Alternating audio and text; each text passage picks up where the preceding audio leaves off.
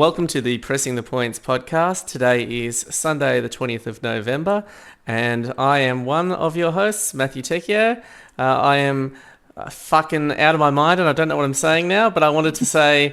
All right, boys and girls, this is the Pressing the Points podcast. Myself is Dack, Danny, or Danny Souvlaki, because no one can pronounce my surname. We've got Jeffrey Sutter up in Brisbane doing his thing. He plays some Yo-Yo Rygar Rastan game, which I think people have heard of in the world. Yeah, again, Matt Ploo doesn't even know what I'm talking about. And we've got Matthew Tecchio, Australian Donkey Kong high scorer and recent Kong Off winner. So we're all a bunch of mates from all different parts of Australia, and we've got to sort of get you guys going to get to know us by, I guess we'll just get the ball rolling. All right, so Matt, what was your introduction to video games? What's the first thing you recall growing up? I recall my parents coming home one day with this weird rectangular thing that plugged into the TV, and my sister was there, and they said, "Oh, this is lets you play video games, and you know, it's got a few knobs on it, and it says like soccer, tennis, whatever. They're all the same, let me tell you." I don't know what it was. Maybe it was one of those, Dick Smith or Tandy home consoles. They plugged it into the computer, and I saw what was a version of Pong. And I was in love. Very cool. I would say, like, for me, my first video game that I can seriously remember would be the Sega Master System. And I think my mum got it, quote unquote, for me. But again, I was at that age where I was too young to be able to also physically play a video game. You know, when you're at that age where you looking at it, you can't play it because you haven't got the coordination. So I used to pretty much beg my mum, every day, whenever she had free time, to sit there and play. And the game that we had on there was, we had the, obviously, freaking Alex Kidd built in, the shits. But Great at the game. time, I thought it was pretty cool. But we also had Wonder Boy. And it would be Wonder Boy every single time I wanted to play. And from what I recall, she did get quite far. But that was my sort of introduction to video games. And then, now even to this day, Wonder Boy holds a very special place in my heart to want to go back and play. And, people gone to the point of finishing it, it is probably a lot longer a game than it needs to be, but still not a bad game. It holds up because there's a nostalgic factor of that. It was my first initial game I recall. But that was my first very introduction into video games myself. How about you, Geoff? Yeah, kind of similar to Matt. My mother in 1982 decided she wanted to do a TAFE programming course, and she brought home a thing called a Dick Smith Wizard, a very, very Australian computer. It actually wasn't. It was a rebranded, I think they call them Creative Vision. It was Creative Vision.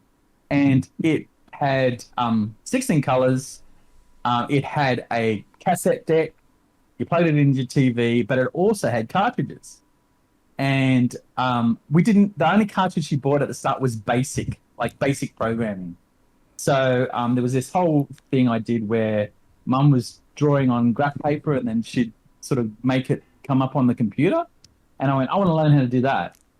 And that was the start of it. But then when we were down at Dick Smith, looking at, other things we could get to the computer, there was games. And they had a lot of sort of clone things, a Pac-Man clone game. It was, 1982, so Donkey Kong was probably out. There wasn't any Donkey Kong game. I remember a tent game. So we would, as much as possible, my brother, who's 2 years older than me, and I would play it as much as possible, but we didn't get that much time on it. Kind of similar reasons. Parents thought we'd break it. It was expensive, all that kind of stuff. So wasn't a toy. It wasn't a toy. This is a computer. So that's kind of my first experience on, I guess, computer games and consoles and stuff. But yeah, that kind of eventually moved to the arcade modern again. So you go first if you like, Matt. So I was just going to ask, because people are just going to get to know us right now. There's actually a bit of an age difference between the three of us. At least I'm led to believe, with Mr. Sutter here being the oldest and Danny, you being the youngest. Is that correct? So I'm going to 35 at present. Yeah, and I'm going to be 44 shortly. And Geoff? 50. So 6 years older than you, which makes a difference at that age because, I mean, it was going so rapidly Mm. that, what was a console in 1982, a console in, 1988 was a bit different for the same age we are, which was different to another console in sort of 1992. Yeah, Um, which so yeah, yeah, it makes It's kind of sense like because you're the '80s arcade everyone's kid. first, yeah, everyone's first generation was something completely different, which would have been perhaps what I was introduced to may not have been even something that was of interest to you guys, because that would have been like, for example, the Sega Master System was my Oh, first introduction. Might have been something that you guys might have been interested in because of your age at the time. no, look, I had a Master System and I had a NES. There was a gap, so I had an Atari 2600. That's where a lot of my gameplay happened as a young kid, and then, well, life happens, and I stopped playing the Atari. I don't know where it went. Who knows?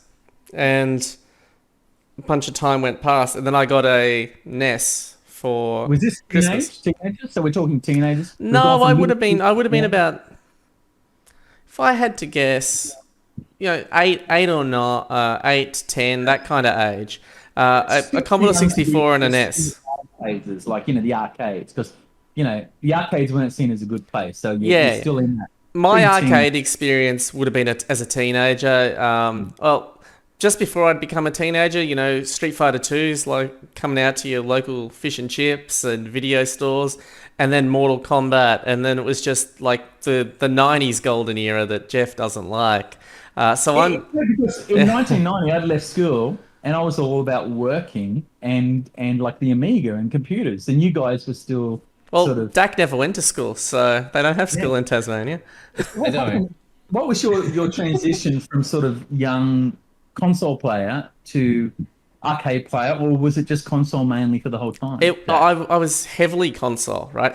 Yeah, Heavily, yeah. and there was a brief period of time where I was deep into PC gaming, right? Playing Dune 2 and Doom and Wing Commander and stuff like that, right?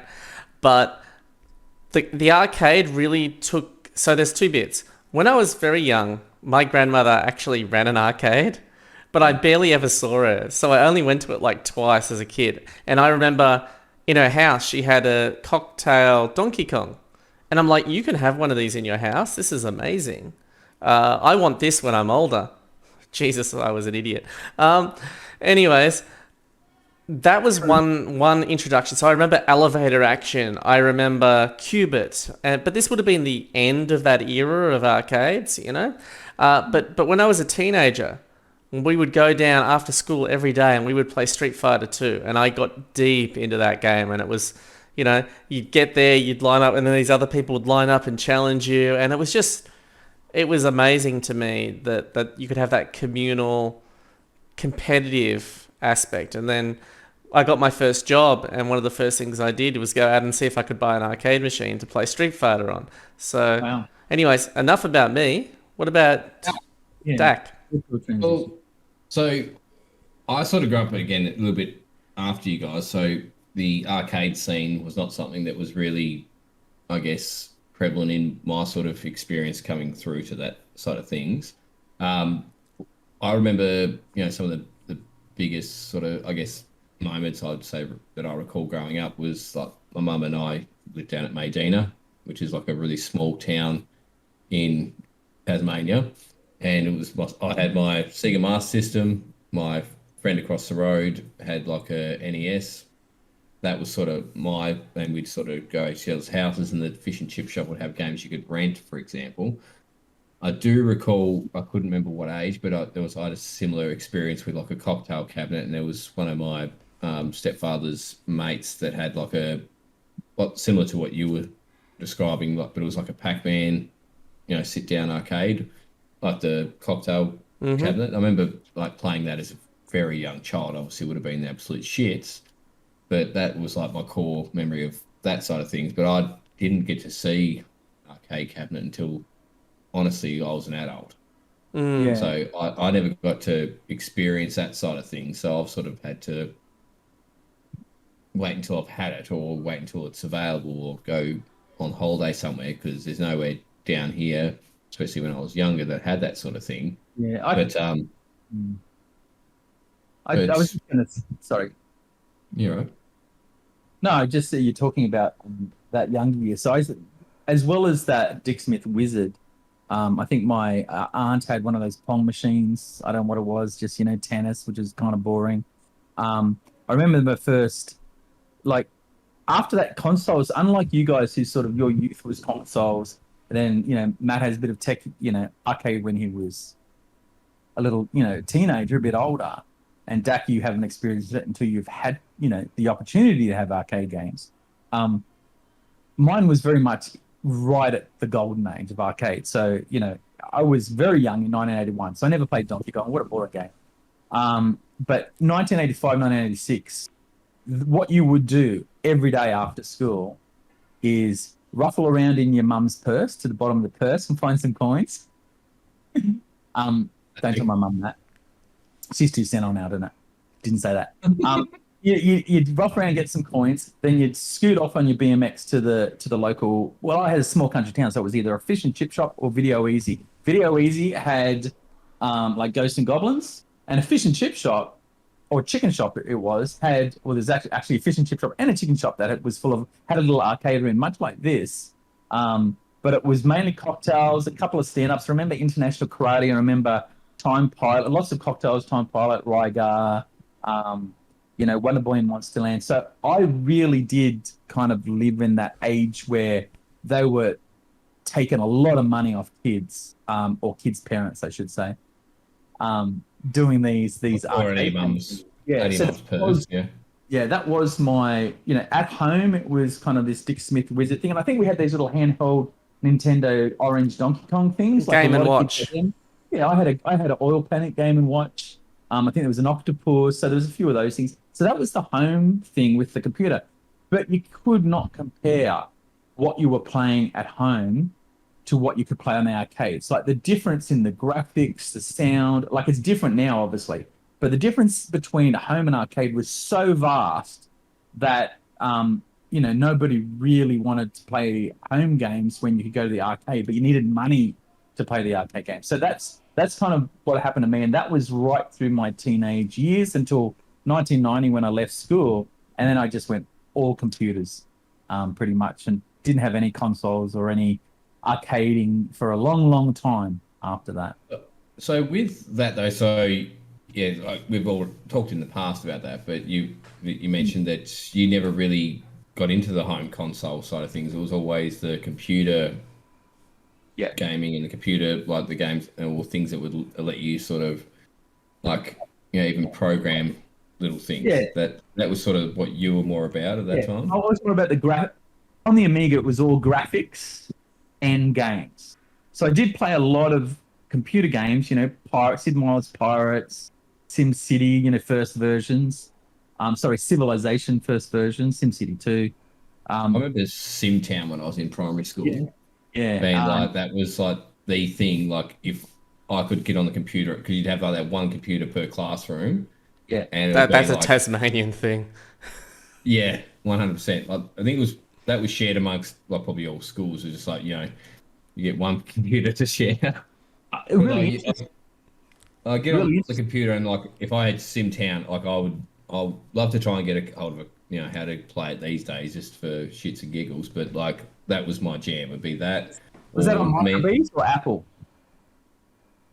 That's a good question. I remember. So I think this is in like grade 5, so this would have been circa like 1998. It must have been. You must have been on PCs by then, surely. I'm pretty sure that was PC, but I remember prior to that in grade 3 and 4 we had an Apple Mac, and like I remember Apple Macs, like they were the ones that were like the single unit ones, and it was black and white display, but it also, which came to be the detriment, that it came with a microphone that you could record your own things on.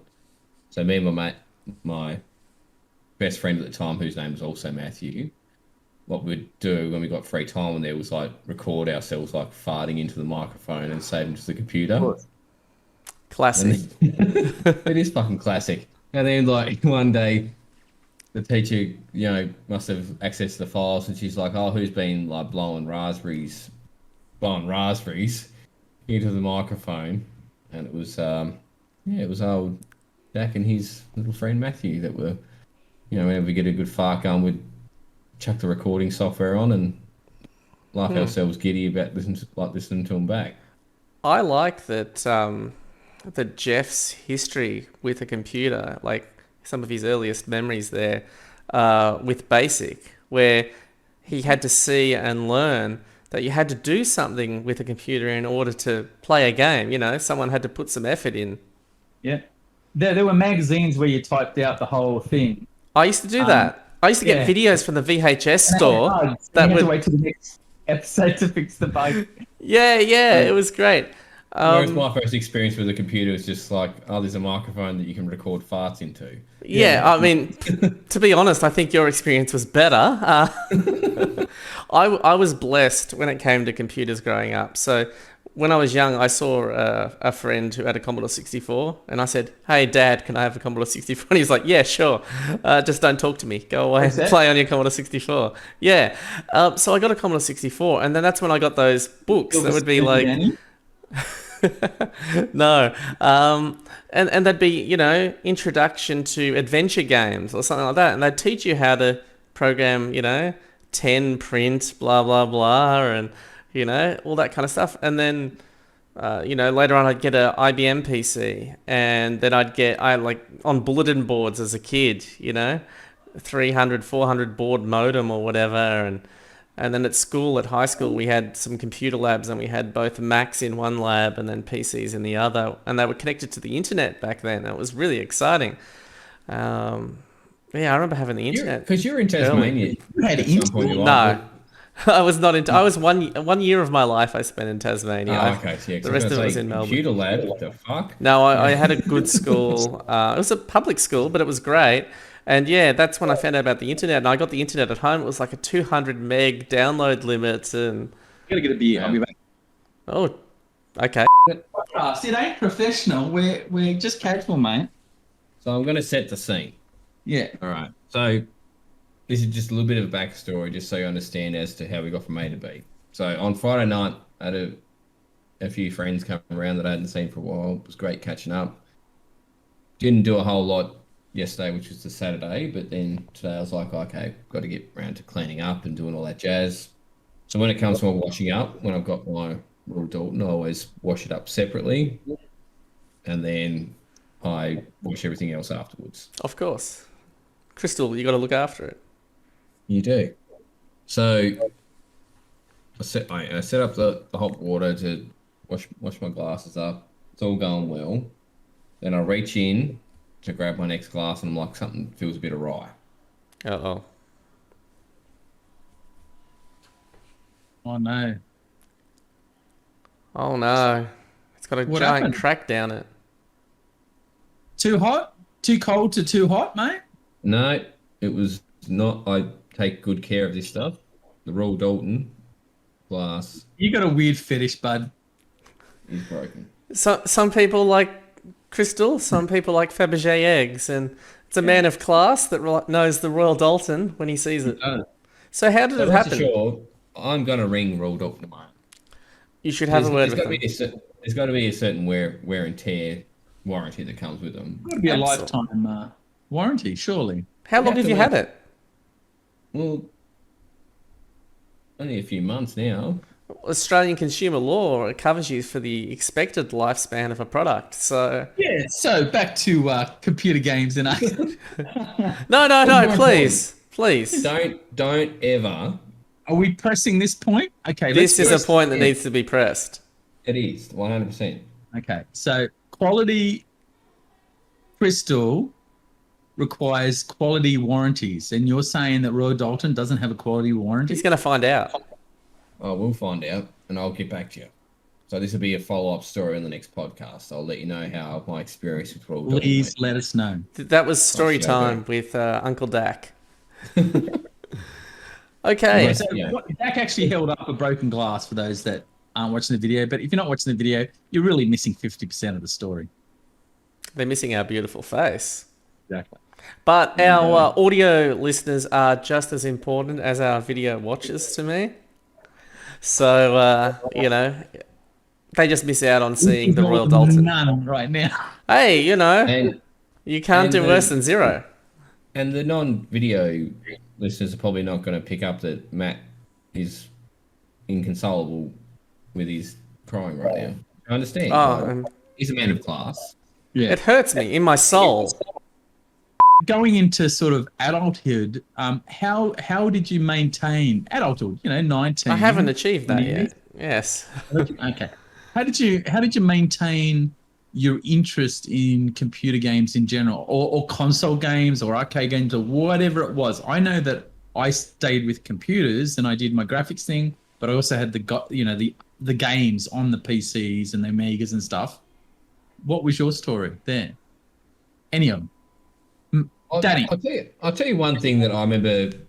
Like again, you guys were playing PC, so I think like what you probably witnessed prior to me. I still remember. This is like 1996, 1997. So I had like a Sega Mega Drive at home, which is like the 16-bit console, and I remember going to this video game like store that was like in one of our shopping centres here in Hobart, and seeing GoldenEye for the first time, which was for me the first time I'd ever witnessed 3D graphics. And I remember just seeing that and just being like, this is the most insane thing I've ever seen in my life. That Like, Pierce I couldn't Brosnan, believe- so dreamy. Yeah.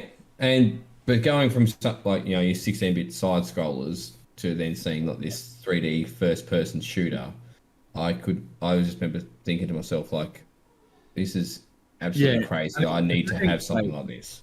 Yeah, coming from a game development background, that's a story for another day. But GoldenEye is mentioned so many times for game developers, game designers, programmers, all sorts of people as a sort of like a catalyst game. That and Metroid Prime, which I've never really played. Fantastic game. So those two games you hear again and again and again in the sort of game development circles as those, games that really got people hooked. But I think it was just the age thing. And again, it could GoldenEye have was been- amazing. Yeah. And like again, it could have been even any of the games that were out. It could have been Super Mario, but this is one that I saw, and I remember they had it set up, but they had like a rear projection TV, and I think you paid like might have been $1 or whatever, and you could play for 10 minutes or something. But I just remember just sitting there and just being fascinated with watching the game, just being like, holy crap, this is amazing. And obviously, like that Christmas going into 1997, I was like, that is what I want for Christmas. Like, I remember my parents going to Blockbuster and hiring one out for like a night or whatever, and just being like, holy crap, you can sit here with like 4 of your friends and play together. It was just unreal to me. Yeah. See, I missed that experience. Other than an all-nighter sort of playing Amiga games, I never had that console camaraderie with mates, because we would, at the arcades. We weren't around a console, playing whatever console game you young whippersnappers played. So I kind of feel like I missed out there. I mean, we had a Atari 2600s, but, that was on the weekend at your mate's house. It wasn't really... And that would be sort of like what we would do. So instead, like, you mentioned like how you'd go to like, you get on your bike, you go to the arcade, and that was where you met all your friends. Like once that console came out, it was like as soon as school finished, you'd bring 3 mates over and you just sit there and play GoldenEye. And then that's what you did on the weekend. You'd stay up all night. But that was just what you did. And that was, probably the console that really sort of changed, I guess, the way I sort of looked at video games, because you used to always be one player, and especially with Sega Mega Drive, you might have a couple of games, such as like Streets of Rage or something, you play with another person, but this is now like you're all playing against each other at the same time. Like it was just, for me, that was just something that I couldn't compare that to any other experience I've ever had with games since then, because it was such a step up from what I'd been used to that experience. Generational leap. But I was really around during those Nintendo Sega War times, and that would be something that in the schoolyard would really play out. The kids, some kids would have a Nintendo, some people would have a Master System, and I think, you know, if you had, I think Australia was one of the places where the Master System was particularly popular. Like, I think in America, the Master System wasn't very popular. In Europe, I think it was popular. In Brazil, it was ridiculously popular because for some reason they were playing it till about 5 years ago. Yeah, I remember hearing that. Yeah, it's crazy. If you want to go check out some weird late game Master System games, there's, you know, Mortal Kombat and Street Fighter 2 and all kinds of things that came out in Brazil. I think it was Tectoy, the company that was doing that late in the life. But I had a NES, so what I would do is I would get on my bike on the weekends and I would drive to the local movie land. You know, movie land will entertain you.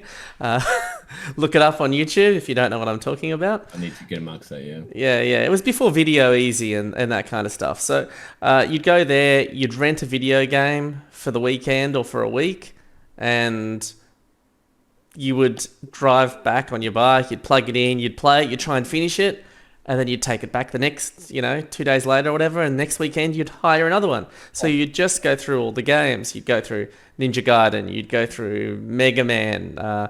You would usually get 1 or 2 games at Christmas or your birthday or something like that. So I had a reasonable good collection of games. And when I went to the US when I was 10, I bought some games there. And my dad and my mother at some point individually all went overseas. And I remember getting the little Famicom cartridges. They were like half the size of a NES cartridge, and you'd have a converter, and I had Mario Brothers 3 before like any time. Same with Street Fighter 2 for the SNES. I was so lucky. I was blessed. I remember going to see The Wizard, that Fred Savage movie, and they're showing Mario Brothers 3. I'm like, man, I finished this months ago.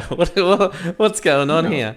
I didn't know that. That's crazy. Yeah. So like Street Fighter 2 the hype for the was SNES. Real. Back in the day for Mario 3. Street Fighter 2 for the SNES, I was the most popular kid in high school for a brief window of time because Street Fighter 2 was huge.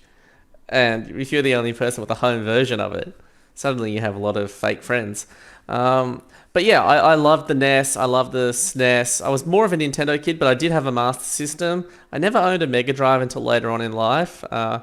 So, I was like, oh, that Mega Drive shit. But one of my good friends had a Genesis or Mega Drive, and I'd go over there and we'd play Sonic, and I was really impressed with Sonic. Streets of Rage, I was really impressed with that. There was like Thunder Force or Thunder Blade, or I don't know. There were a couple of games, and I was like, these are really fun, fast-paced games. They were different than the Nintendo ones, and I really enjoyed those. And yeah, I remember going to a Super Nintendo. I remember going to a Nintendo 64, and like you said, it was a generational leap. Mario 64, Ocarina of Time.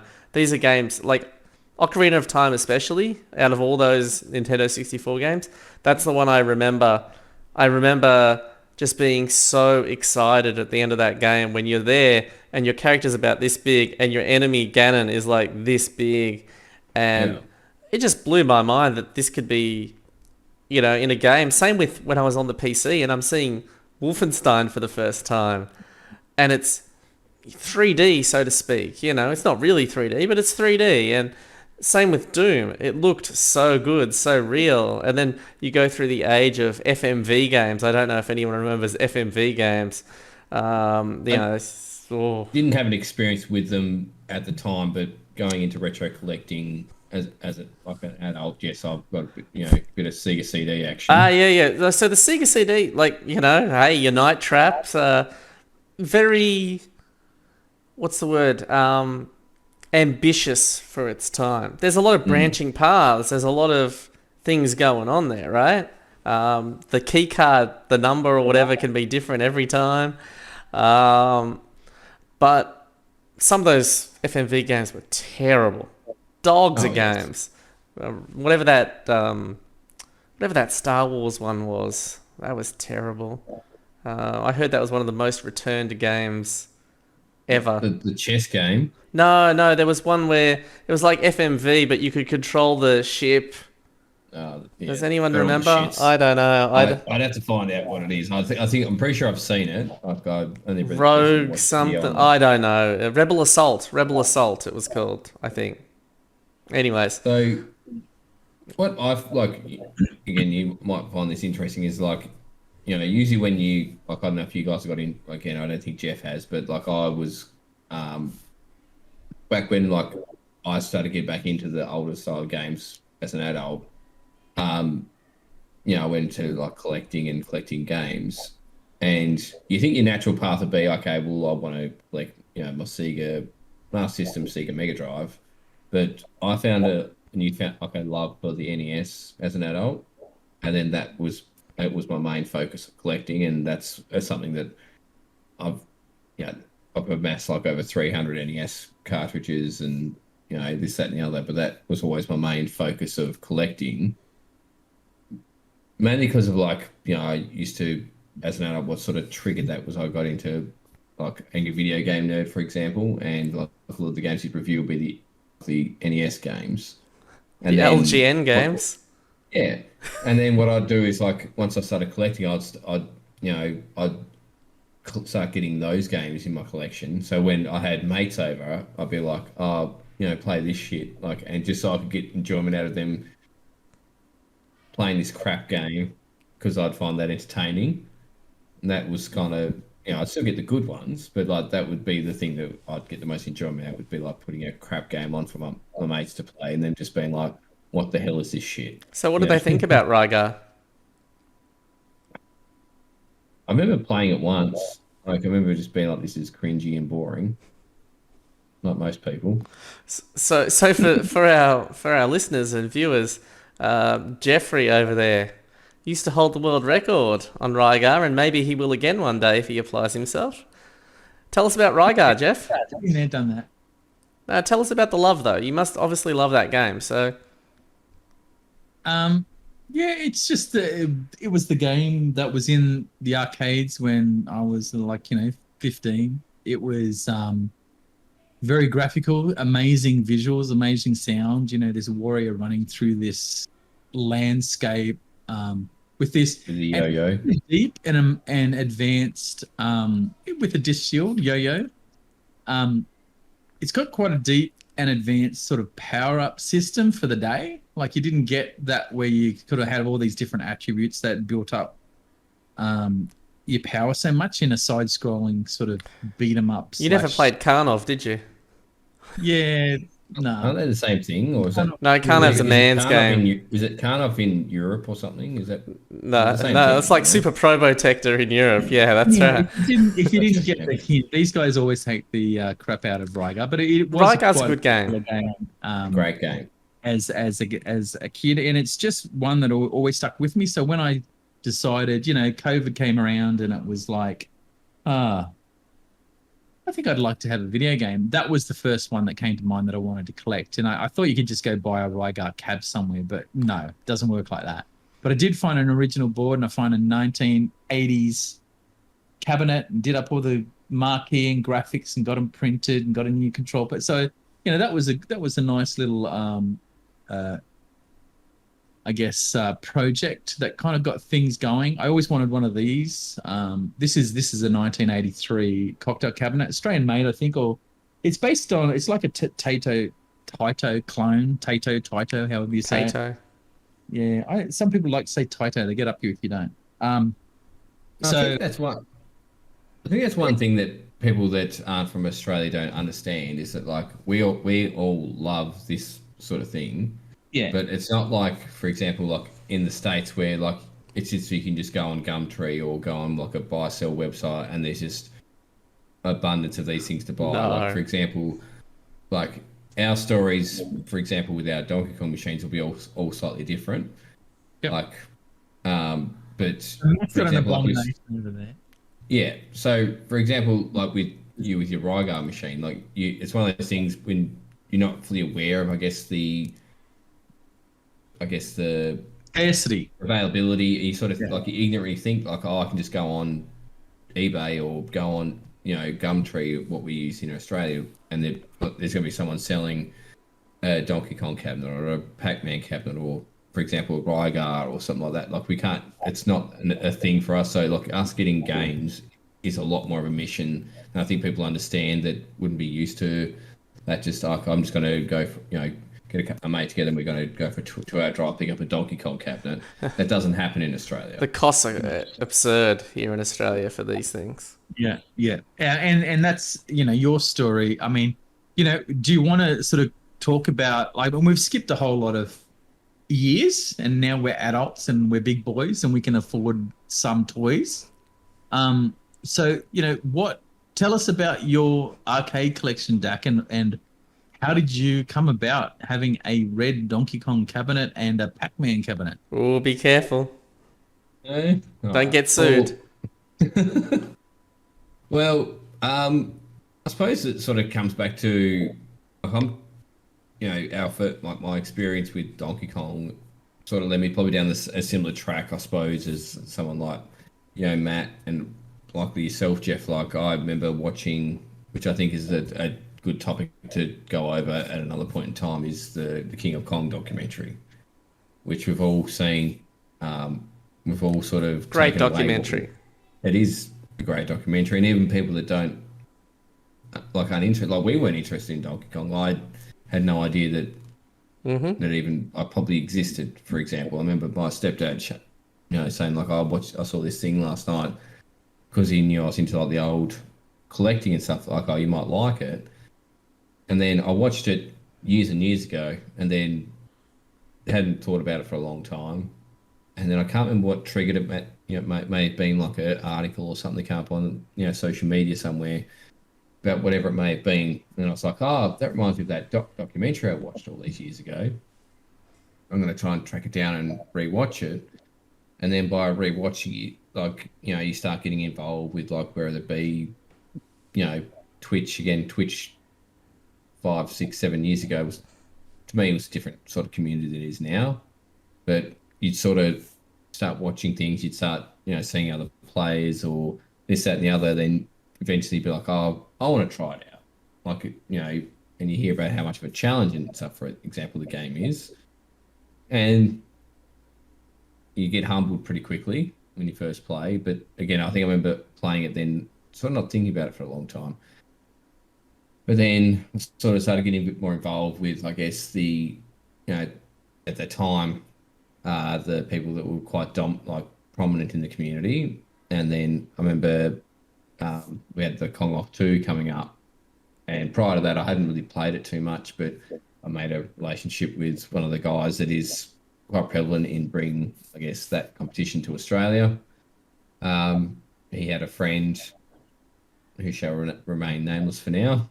You all know the story. I don't want to go into that too much, but I essentially bought the Donkey Kong cabinet, the Pac-Man cabinet, and also a Miss Pac-Man cabinet off this person. And there was a person that was, I guess, at the time, quite involved with the community in Australia, and he was going to help me bring them over. Might cross this bridge, I can sort of not think on the fly, but it was a long drawn out procedure to get them over here. Essentially got screwed over out of money, XYZ. You guys personally know the story, but I might probably cover this at a later episode because I think this has got its own big story itself. But it wasn't, and then everyone sort of was aware of what had happened.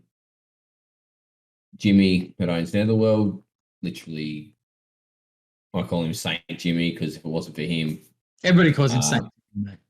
Yeah, but for me in particular, it's not just he runs these are competitions. He's a great bloke. If it wasn't for him, these wouldn't be sitting here with me right now. I wouldn't even know where to begin trying to freight something from New Jersey to Tasmania. Yeah, and he didn't do it for profit. He did it to help me out, and I'll always be forever grateful to Jimmy for that. And the fact that they're sitting here right now just goes to show that how great the Australian community is at its core and how much we all care about each other, in my opinion. And that is another story. I guess that the main thing I wanted to kind of get from you, Dack, is what made you want to buy a Donkey Kong, a Pac-Man, and a Miss Pac-Man machine? Why those machines? What is it about those? Why machines? not Centipede? You went through all that, that drama to get them to Tasmania. What is it about those games? Well, I think with Donkey Kong, I think I'd sort of started to be like, this is something that I can see myself getting into, even though I was very novice at the time. But there was When an was option. it? Yeah. So this would have been must have been early, like sort of early-ish 2018, I'd have to say that Right. it's sort of started. And I think given the opportunity for the cabinet I had available to purchase, for me at that time, I thought, well, this is something unique. This is something that's no one else in the world owns. Yeah. And for those that don't know, so the Donkey Kong cabinet I have here is Billy Mitchell's custom cabinet from the Kong Off 5 in the US with custom decals, etc. And I was like, I've always liked to have like something that's unique to sort of. Is it an something that's a bit original different. red cab or is it just made red? Don't know. Has it got a big golden power supply inside or is it? Oh, Dack. You're asking the wrong person, mate. You're literally Oh, yeah. asking Does the wrong game go person. beep I think beep? it is. I think it is because it was up here at the AKA4. I believe it's Australian an Kong original. 4. Yeah, and I believe it's an original red cab, which is an interesting story in itself because the red cabs came out before the blue cabs. A lot of them were conversions from like Radar Radar Scope. Scope and other games. Does it have 5 or 7 slot speaker grill? Do you know? Just have a Jesus. look. In like the lines. How many Yeah, lines I mean, are there? There is 7. 7. Okay, so there was 5. It's going to be 7 on yours too, Matt, because it's a repro. But there was Yes, there's this 7. great article actually, and should put a link on the podcast or somehow, I don't know how it works, on how those Donkey Riveting. Kong cabinets came about. If you're interested in that kind of thing. What about Pac-Man and Miss Pac-Man? You're a million point Pac-Man player, dude. So where did that come from? So with Pac-Man, like again, to be able to play it with what I've got, like again, I'm not that great with computers. I'm not good at working out emulators, all that jazz. So I remember like working out. So there was there's like a Pac-Man download you can get on Xbox One or 360. I'm pretty sure it's the same thing. And I just remember getting the feel of it from there and being like, okay, yeah, I can sort of get the hang of this. I enjoy it. I don't mind learning how to do X, Y, and Z. And with the Xbox version that I had, like you can sort of start from whatever level you like, but you have to have made it to that level, for example. So like even once you get past level 21, even though it's the same setup and board every single time, for you to get to X, Y, and Z, you got to get through that board, and you can sort of start from it, which sort of I guess got me to understand the timing, X, and all that side of things. And my main goal was to be, well, I want to get to level 256 to actually see what it actually is like. It occurs to me, Dack, that you enjoy punishing yourself because you have picked 2 of the most frustrating, lengthy games that you could possibly get from that era, from the early 80s. Yeah. That take, like Pac-Man takes how long? I know Donkey Kong Killscreen, hour and a half. Play like Matt, 2.5 hours or 3 hours or whatever. But how long does it take to do 3.5. 3.5. How long for a million points of Pac-Man? I've been asked this question a few times, and I've never sort of timed it, for example. But to get to 1 million points, you're probably playing. If I was going to estimate it, you're probably looking around an hour and a half ish to hour and 45. Yeah, that's not that bad. That's not that bad. So it's not the worst, but again, level wise, It's no missile Yeah. command. yeah, it's like I don't have the semen count for that. So let's be Okay. honest. All right. And But- why did you get rid of the Miss Pac-Man? Is that to recoup funds? Yeah, essentially, like it wasn't again, space at the time would have been a problem, and it still would have likely been a problem now. Again, not that I dislike the game, but with everything that I sort of went through to try and get it over here, the selling of the Miss Pac-Man sort of offset everything that it took to get them over here. But I still paid for all 3 to come to Australia, but the again, that's where Jimmy was great as well. He didn't ask for a cent until they were at my house, essentially. Yeah. Like he literally looked after me from New Jersey to my house. Fantastic. And then, yeah, again, I would never be able to thank him enough. But at the end of the day, like and again, I sold it pretty cheap, but that was to one of our good friends who lives up near Geoff as well, which is Tanya. Pretty much just to break even. But is it then? I went to their place. I didn't see the Miss Pac-Man there at all. I think she bought it for her brother, if I'm not mistaken. Holy crap. Okay. Nice. At least it's in the family. Yeah, and that's the way I've always looked at things. Like if you're going to sell something that you really enjoy, I'd much rather sell it cheaper. Yeah.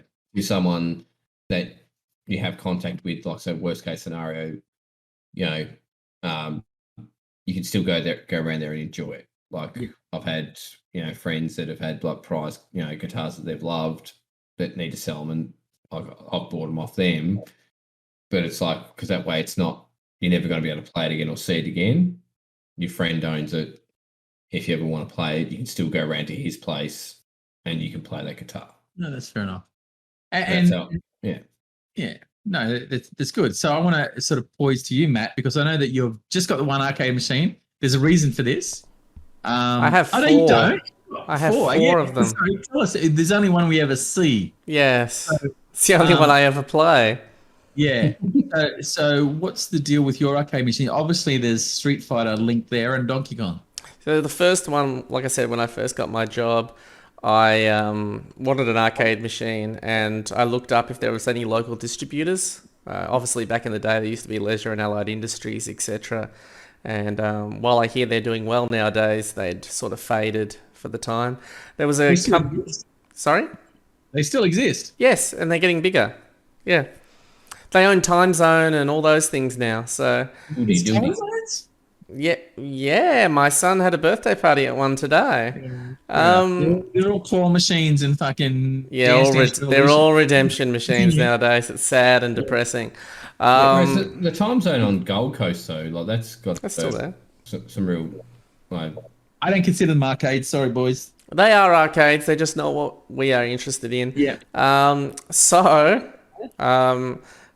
I went and I found a guy called Zach's Amusements, which was one of Australia's largest, and still is, I believe, importers of arcade. They go strong. Yeah, especially with pinballs nowadays, I hear, because that's where the money is. That's their big thing. That's where I looked into when my kids' pinball machine. Yeah, so they were actually close to my house. They're not that, well, they weren't that far. They've moved now, but I just emailed them and I was like, hey guys, I know I'm just some dude. Do you guys sell arcade machines to individuals? And Zach replied to me, he goes, mate, this is how I got into it. I'd love to help you get a machine. Why don't you come down to the warehouse and pick one and we'll see what we can do for you.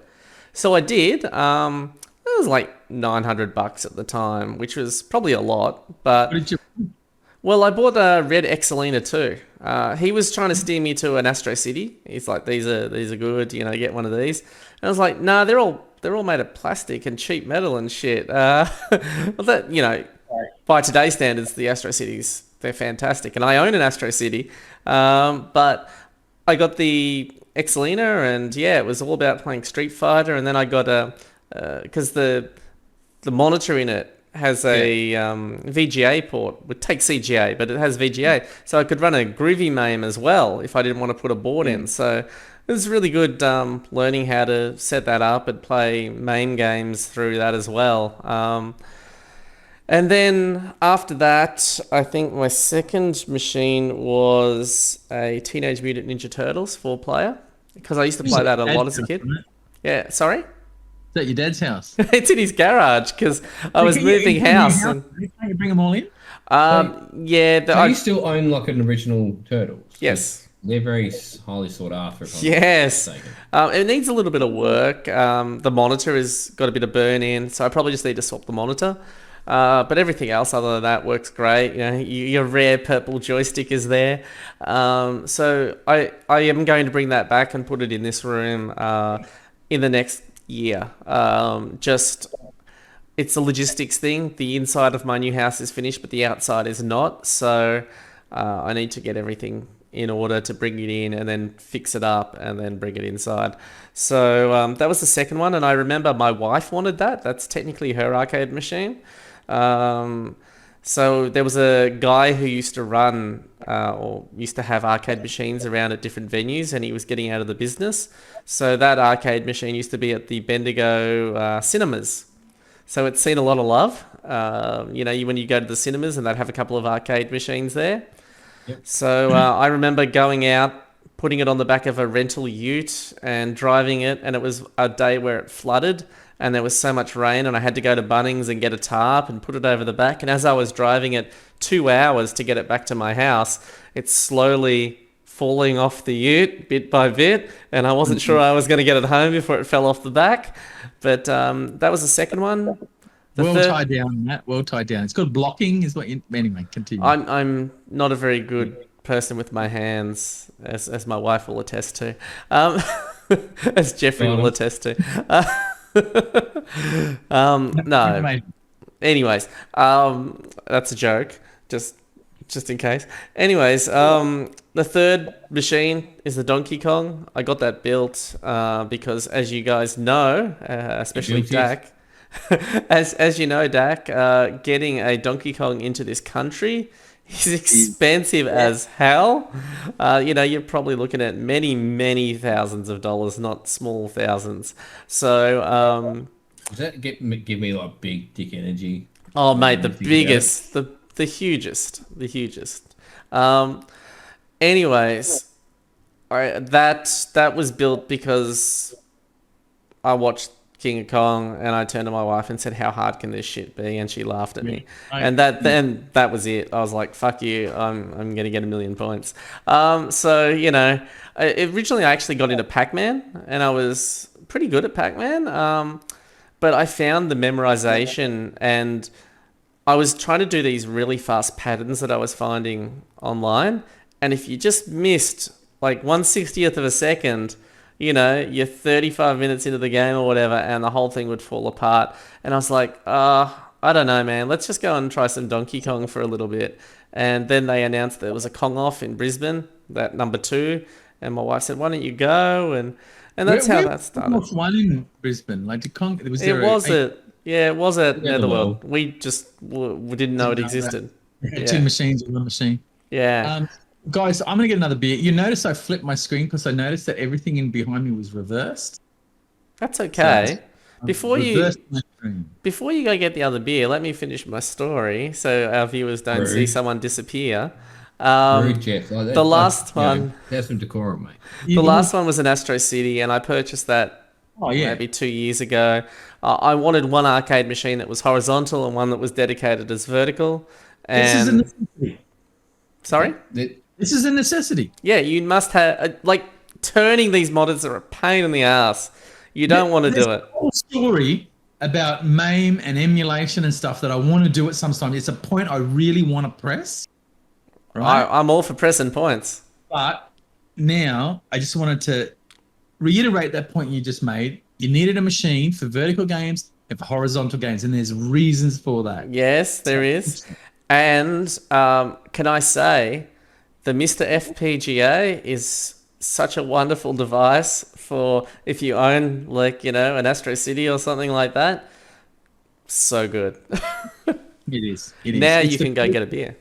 So there's a whole story about Mr. FPGAs, and I want to talk about them when we talk about our cabs. But I'm going to get a beer. The thing is, the whole idea of a podcast, you guys can continue a conversation while I get a beer. No, we can't.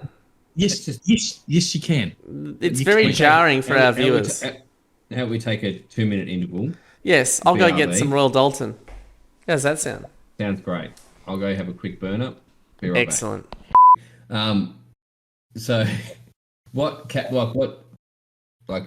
dedicated cabinet would you, if you were only going to be able to have one more, what would you like to have in your lineup? Me? Yeah. I would like to replace this 60-in-1, which is dedicated to Ghosts and Goblins, with a real Capcom Ghosts and Goblins. Okay. So I want it as a tabletop, because this is how I played it in 1986. This is a beautiful cab. It's from 1983, so it would have been the same as what I used. Screen is beautiful. The controls are lovely Famitsu controls. I just want the real thing. I want the real board. Now, you may think, oh, that's the 16-1 and it plays it just as well. Yeah, but I want the real thing. You know what I mean? Like I want the cab. So they did make Ghosts and Goblins stand-up cabs. I don't know if they made sit-down cabs, to be honest. It was a actual cab base. So arcade games, some of them came, with cabs that were specially designed. Others came as kits. So Rygar was a kit game. It never had a very specific cab. So any cab of that era can be used. Whereas Ghosts and Goblins had some very specific cabinets built, I believe. I'm not sure. I'll have to double check that. I think it depended on the manufacturer because obviously some manufacturers were able to build their own cabinets. So Capcom did manufacture cabinets for their games. Yeah. Not all their games, so I'm not sure. About any of them because it cost too much to import cabs. So they'd just import the PCBs or get bootlegs, which were the main things we played, and put them in the LAI cabs, or they'd put them in some sort of knockoff Tato cab, however you say it. Yeah. So yeah, an original Ghost and Goblin boards would complete me because, like Matt, I've got the vertical. The reason I've got two candy cabs, I didn't actually ever want a candy cab. In fact, when I looked at them, I thought, oh, an Astro would be nice. But they really grew on me because they're really interesting. They're big screens. They've got these massive 29-inch screens, Japanese quality, beautiful, and they're really easy to sit at. The Japanese thought about their players, and they made them at this beautiful level where you can put your knees underneath the console and spend a lot of time on them. Donkey Kong is the most horrible cabinet to play on. It's the wrong height. Standing up is horrible. It's too low. Sitting down is horrible. It's just not a great cabinet. Whereas the one next to it, the Rygar cab, at least it's high enough so it's actually good for standing up. So it's an interesting thing. But yeah, the one cab I get would be this. I mean, other than that, an Arkanoid. I'd really like a stand-up Arkanoid. That'd be good, a Romstar one. But yeah, then I start thinking about other games, and it's like, yeah, I don't have the room anyway. What about you, Savlaki? Savlaki would. I've thought about this a bit, and I've looked into it. Not enough because I'm not in the position to be able to look at even purchasing one. But I think for me to have like a complete set of the things that I can sit there and replay and enjoy, I'd have to say, and I got to play one at BPAC, which was great. Got to did a full playthrough on it and really enjoyed it. Ghouls and Ghosts, which is again not like a lot of people. Again, like Geoff, they prefer Ghosts and Goblins. To me, not a fan. Ghouls and Ghosts, again, that was like a game that I had on the Sega Mega Drive growing up, and when I only literally got to play the emulated version of the arcade version because I run Mac because I'm a simpleton. Getting things to emulate is a pain in the ass. And then I got it to emulate, and I'm like, I am now going, retrospectively going back, I look at like the Mega Drive version, and I'm fascinated. They pretty much nearly perfectly redid what they did on the arcade. Like the whole game plays the exact same. Like there's not like any intricacies between the arcade version and the Mega Drive version that aren't different. The way the whole game plays is identical, and I think what they were able to do with that is, looking back, is quite fascinating. But obviously, just it visually looks nicer on the arcade. For me now, like I'll still play through the Mega Drive version, but I enjoy the arcade version. I'd love to have an dedicated Ghouls and Ghosts. Yeah, no, absolutely. I think that there's these. I don't know, there's these kind of like bucket list cabs that you just want. And you know what? Like Donkey Kong was never a game I ever wanted. Never wanted a Donkey Kong. Didn't play it as a kid. Didn't interest me. Boring fucking platformer game. No adventure through a landscape. No graphics. No sound. That was great. But that's a different story why I started playing Donkey Kong. And I'm fucking addicted. I hate it. And I blame I wish I could get addicted. I liken it to those movies where the VHS that people hand around to each other and it curses them. Ring. Yeah, like Donkey Kong is like that. Nobody enjoys playing Donkey Kong. Nobody wants to play Donkey Kong, but somehow they end up with Donkey Kong machines in their house and they're playing it and streaming it online and getting Yeah, addicted. It's not and good. that's 100% you guys would have probably done the exact same thing as me. Like we all sit there and we play it. Some of us more than others perhaps, but like you have like a friend come over and it's like you pretty much tell them straight away you're not going to have fun. Like I've got It's this gonna be a great challenge. I've got this big cabinet here that that I love, but you're going to play it and you're not going to enjoy yourself. You're just going to get frustrated. Expectations are different nowadays. Yeah. Games are accessible now. They understand they need to not take money every 5 seconds from someone. They need to take a larger sum of money up front, generally, or free to play. But they need to be accessible. Whereas arcade games were punishing. Take your coins. Yes. And that's, I think, what you guys put, you would have, I'm sure had your wife play, or, Geoff, you would have done the same, and you have like your son come down and it's like, why do you play this thing? And then like they're just like, I don't want to play it anymore. Whereas something like Pac-Man, they can, no matter how shit they go, they can still enjoy themselves. Whereas you can't just pick up Donkey Kong and play it and enjoy yourself. Even if you know how to play, how often do you enjoy yourself? Yeah, I'd even if it with Pac-Man, to be honest. But that's another story. Pac-Man, I don't enjoy. It's just, yeah. It would be the same thing. I think if I got into Pac-Man, it would be the same story as Donkey Kong. I'd be there for the challenge, and achieving certain goals. That's what There's two factors to arcade games. One is nostalgia. The other one is the challenge, and one of those two things will hook you. You'll either get hooked and buy a game because it's got nostalgia, Rygar. Or Ghosts and Goblins. Just playing in the background right now. Yeah, I got rules up there when you were talking about it because, again, Mr. FBJ, I think Dack, you would be really. I think you should get like an Astro or some kind of cab. I mean, dedicated Ghouls and Ghosts would be fantastic, mate. If you can find one, again, Australia. But I think some kind of multi-game cab. But what you can never have one because you need horizontal and vertical. But anyway, whatever.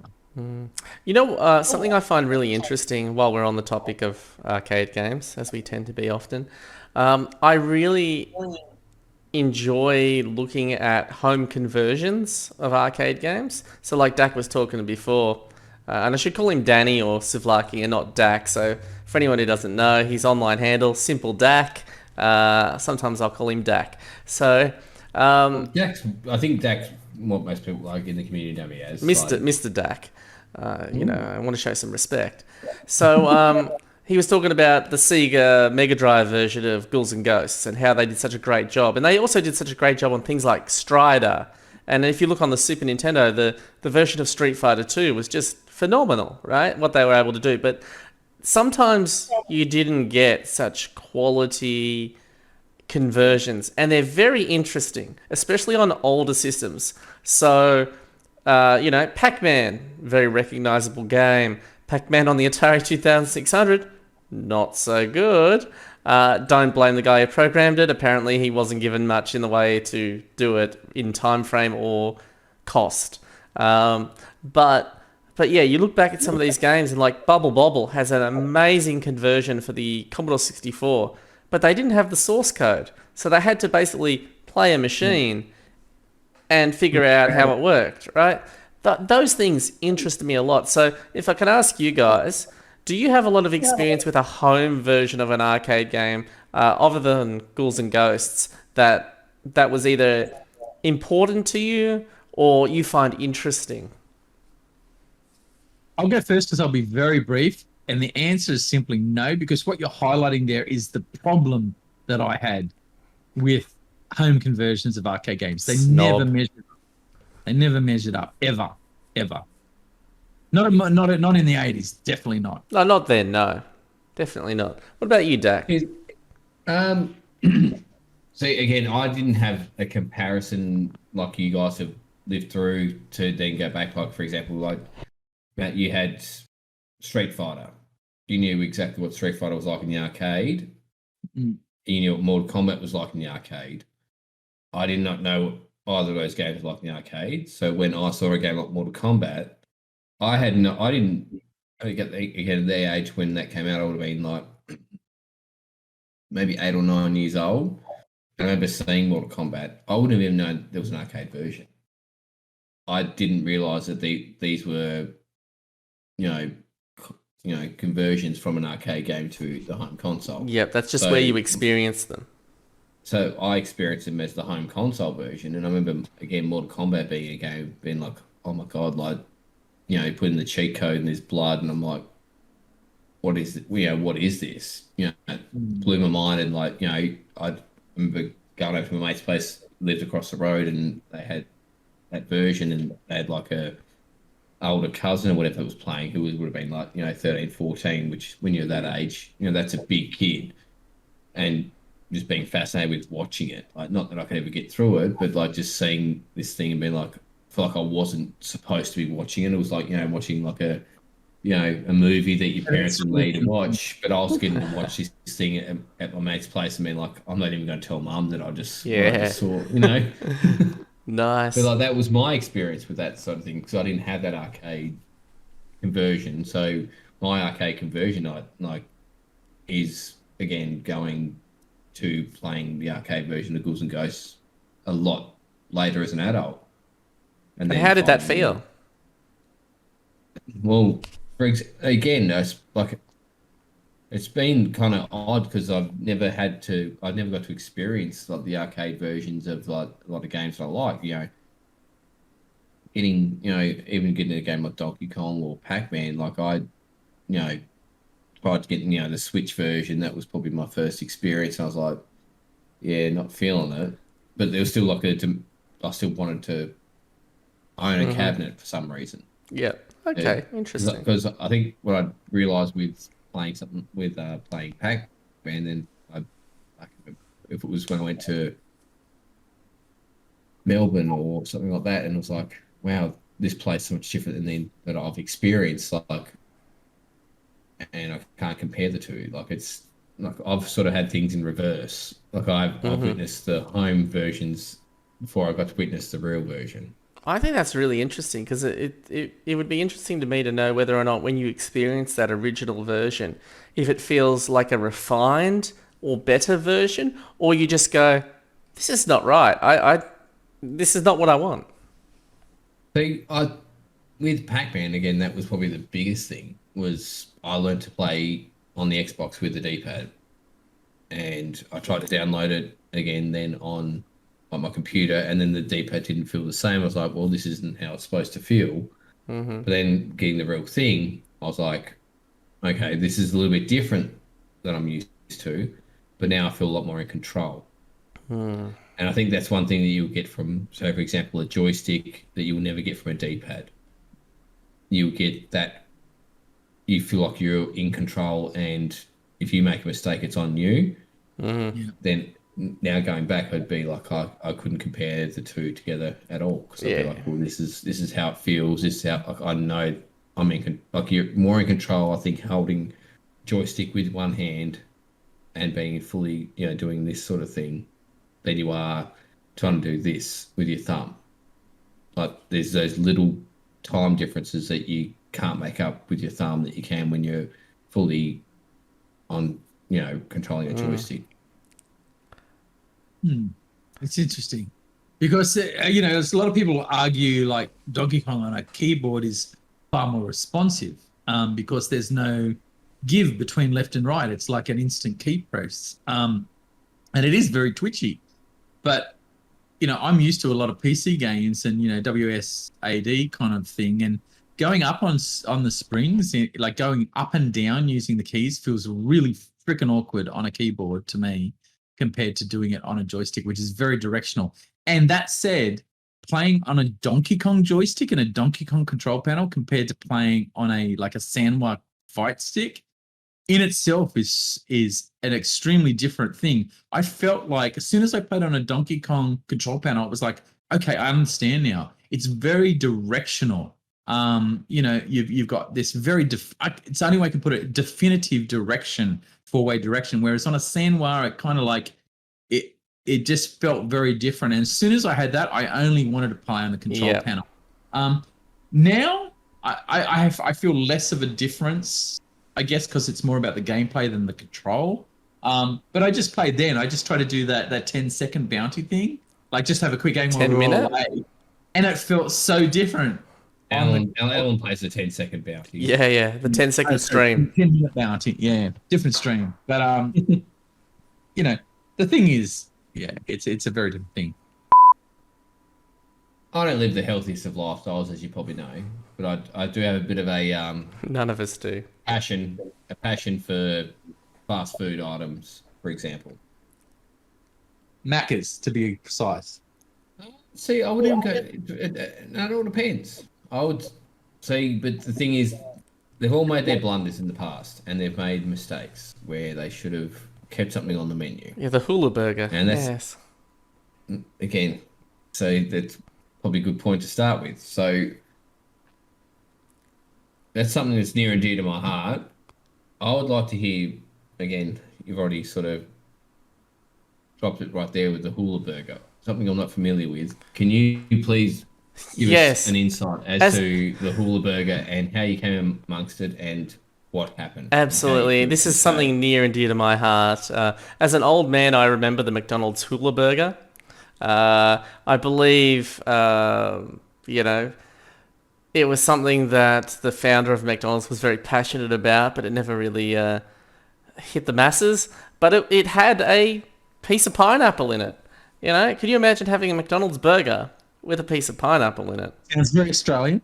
Oh, it was delicious. As a child, I remember having it because they would occasionally bring it in and out. Was it only in Australia? I don't even remember it. No, it was in the US as well. It was. It was a worldwide phenomenon. So how can you? So what stack wise? How did it? I was very young, so I don't remember. I couldn't even tell you if it was meat patties with the, as in beef meat patties with the pineapple, or if it was fish with the pineapple, or what. Right? All I can tell you is, as a child, this was a dream to me. And to this day, if I go to a burger joint and they have pineapple on a burger, I'm there. So all I'm saying is, McDonald's, please.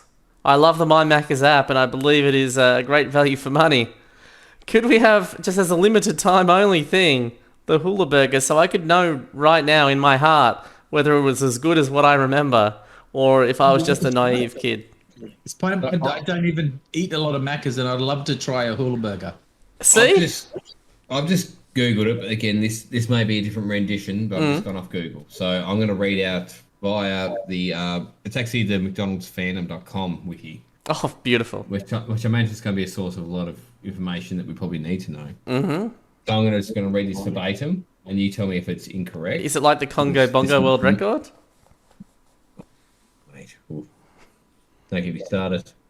Please. All right. So, hula burger was a meatless burger introduced in the 1960s by Ray Kroc to McDonald's. It was a substitute for American Catholics that would not eat meat on Fridays.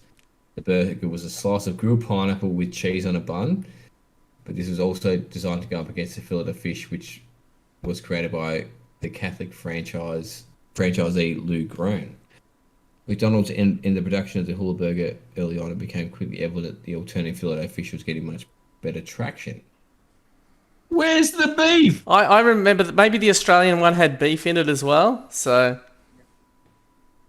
anyways, give me a burger like with beef in it, and yeah, sure, and some pineapple, and I'm sorted. That's all I'm asking. How hard is that, McDonald's? How hard is it? You've started this, so I'm gonna put my 2 cents in the ring here. Please.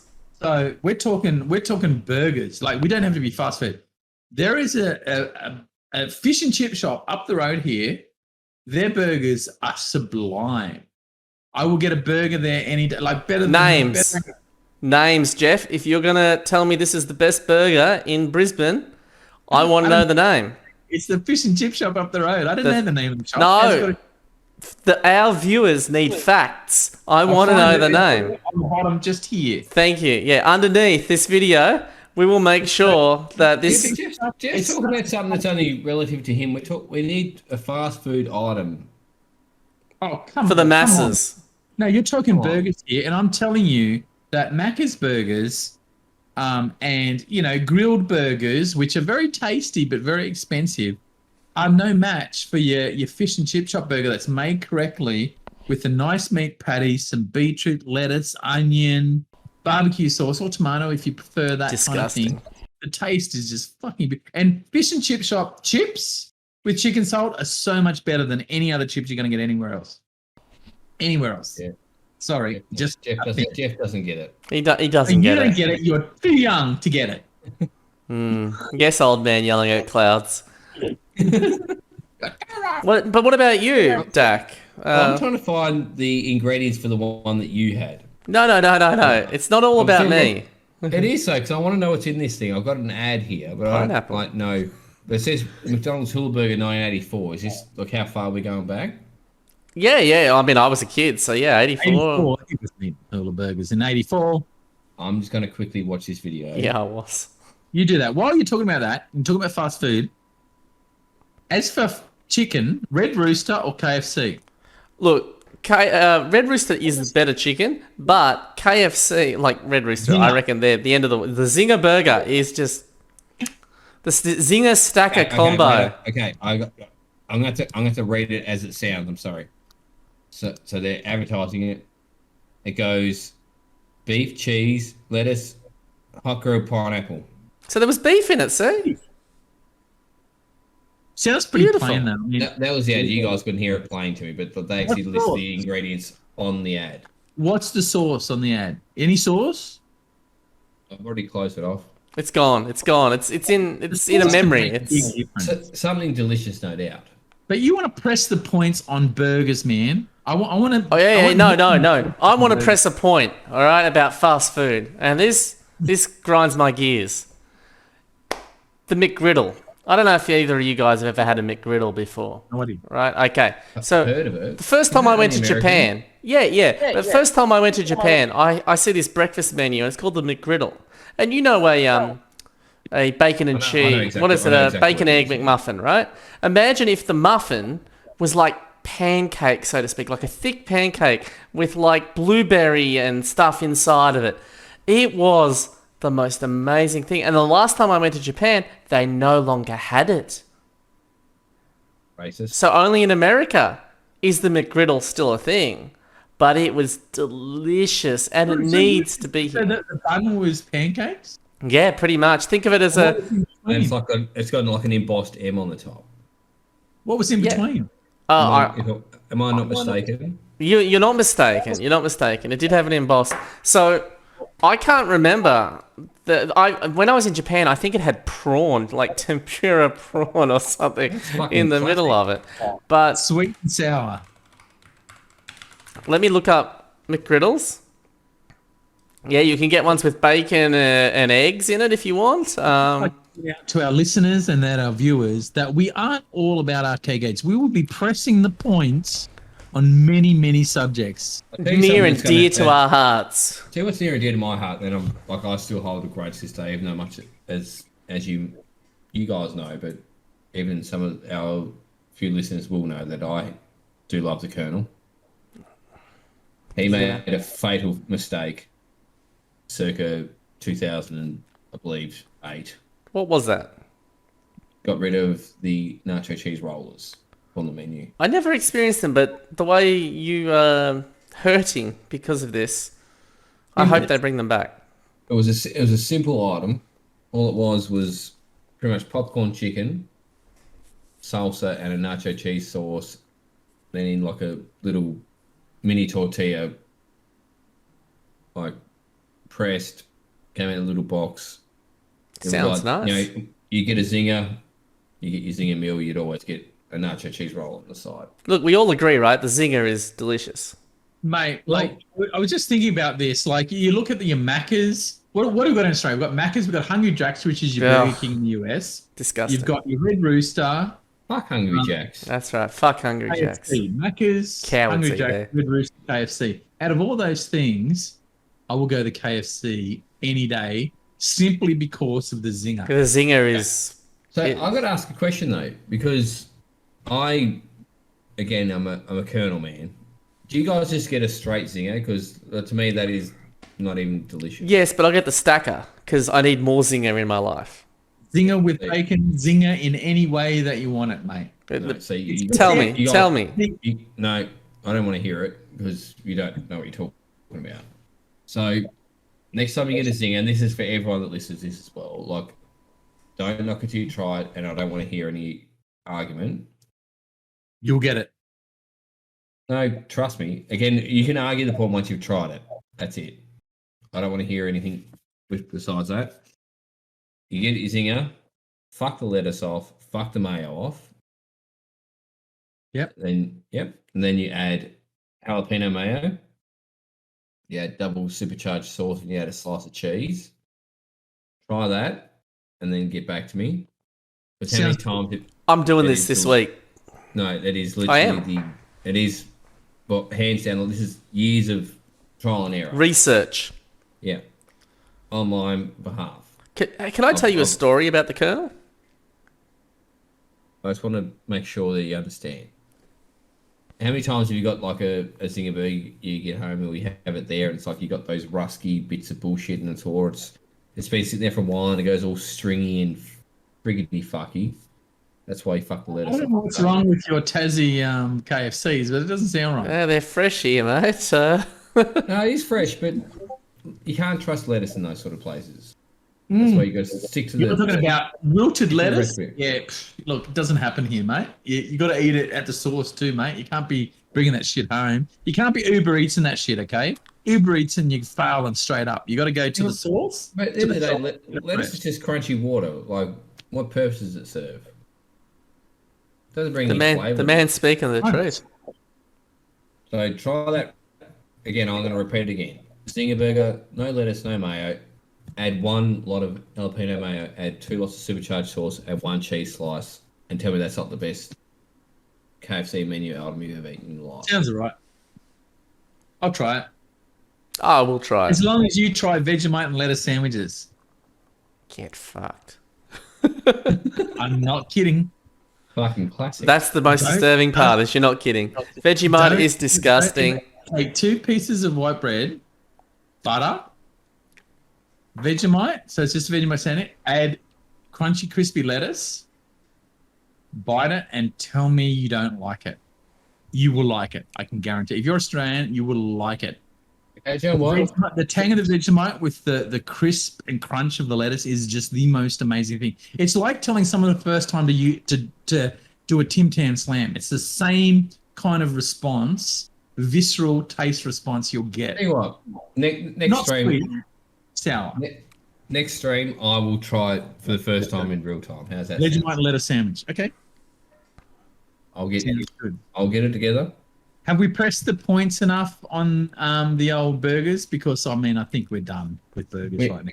Okay, so one thing I want to bring up, whilst it's still relevant, and is the Never been done. current Jeffrey. Okay, the current 10-minute challenge in Donkey Kong. I know we haven't gone too much into Donkey Kong, but that is something that's in progress right now, and it's something that I won't compete in because there's no point, because I don't want to embarrass people. So, at present, what is the closing date for submissions for this current Donkey Kong competition? Anyone that's not aware, I believe there's it's the 10 end of the minutes month. on the clock. So as soon as like pretty much the first frame starts from when you have control of Mario, if I'm not correct. It's No. a little bit before. It's as Okay. the first frame is rendered on the screen. As an infamous moment in Donkey Kong. That's why it was chosen. Girder fingers. The girder fingers. I don't know what you're talking about. Let's just keep going. But the first frame that the girders are rendered on 1-1, so that's after the intro cutscene, stomp, stomp, stomp, how high can you get? The very first frame of the girders is where the timer starts. It's 15.4 seconds, which I meticulously found out and gave to everybody. Thanks, Rain Man. Yeah. You play for 10 minutes. It was pretty obvious straight up that the further you could get in that 10 minutes, the more bonuses you would get out of the level completions and the higher score you would get. There's a certain amount of luck in between, but that was pretty much the gist of it. I started the game, got the runs on the board with some lowly 106 or something. I can't remember what it was. It was pretty low. And I was waiting. It was like me and Craig were the only people actually competing. And we were just doing this little leapfrog thing again and again. Craig T, that is, Craig Tubby, who is an awesome Donkey Kong player. And then the big boys came out, didn't they, Matt? The big boys came and put down a 120,000 score, which was Matt Tecchio. So the whole gist of this thing is get as many points as you can by the end of 10 minutes, and there's a very specific strategy that everybody's using. So I'll let you know how it stands at present. Like with the leaderboard, it sort of doubles up on scores from Ray Finkel 129. Justin, Justin comes in second as rank 2, but that doesn't count to be that goes in. So I'm going to work this out in real time. Yeah. So we've got at present Justin Elliott, who's one of the he's probably the best active player in Donkey Kong. Absolutely. As it stands, without question. Very likely to capture the world record at some point, I'd have to imagine, in the near very future. He's definitely got the skill and talent to do so. And the time. Goes by Ray Finkel on Twitch. So he's sitting at the 10-minute cut-off point. He's at 129. Which is amazing. 300. He got to 5 rivets, which is amazing. Continue. He's also got the run-up score, which is, I guess, like a kind of backup, but I don't look at this as being relevant. We've got Matt here currently in second place, who's at 125,800. So what are we about? Yeah. That guy. 3,500 off the top score with Justin currently. We've got Barra. Sorry, before we continue on, what board did you get up to, Matt? Because I haven't actually watched it. The barrels after the rivets. Okay, so not the barrels after the springs. So he got one board further than me. Yeah. Okay, continue. So what's that? 5? 5-5. I don't know. He got to 5-6. Matt got to 5-5. So what that means is, anyone that's not familiar, every single stage of Donkey Kong ends with the rivet stage, which, again, you'll be more familiar with, I guess, in weeks coming if you're not a Donkey Kong person, but I'm guessing if you're a Donkey Kong person, you know exactly what we're talking about. Yep. We've got Barra, who's got currently 121,400. Yep. Which is currently technically the third place, but when you look at this leaderboard, it's third. It is third place. And then you've got Craig Tubby, which is who Geoff just brought up previously as well. He's at 19,400. So again, very small differences. That's just, again, I would have to imagine between Barra and Tubby's game, it would have to be a lot of RNG luck.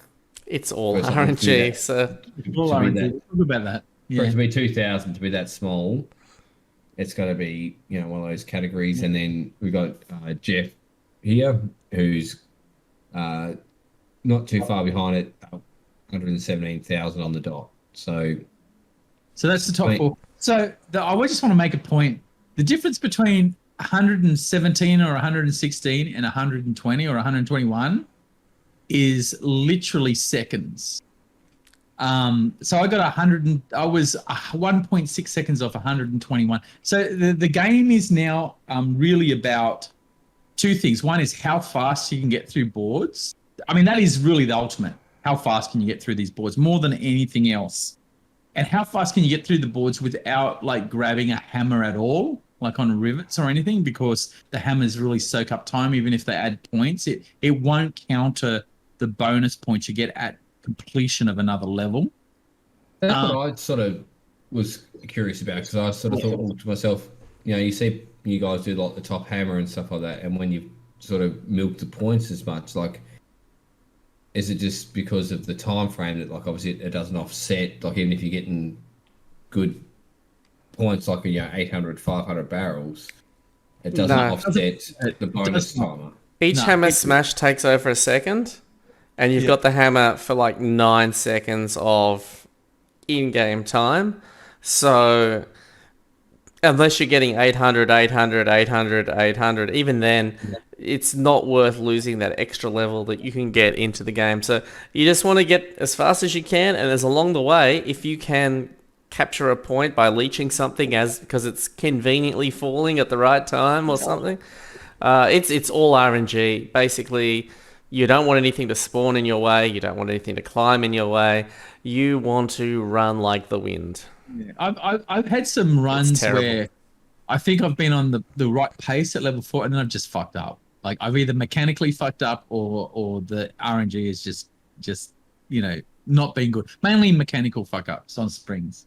So I think Tubby's from New Zealand as well, isn't he? Yeah. No, he's Australian. Who? Tubby's Australian. Tubby's isn't he? from New South Wales. New South Wales, yeah. So I think any of those 4 players, and in fact, there's more players if they really want to put themselves to it. Any of those 4 players could probably achieve mid 120 scores with the right RNG. But I think the thing that Ray or Justin Elliott has on top, and Matt probably has the same thing, is there's just certain circumstances where things happen, and your natural reactions to counter those things is just more innate because you've done it so many times. So I think there is a level of difference in skill between why Matt and Justin are getting, like, what did you get, Matt? 127 something? 125, 8 or something like that. It wasn't that great. Even then, there's a reason, because I can beat that. I know that even my goal for this challenge is to get like plus 120 plus. So 121, 122.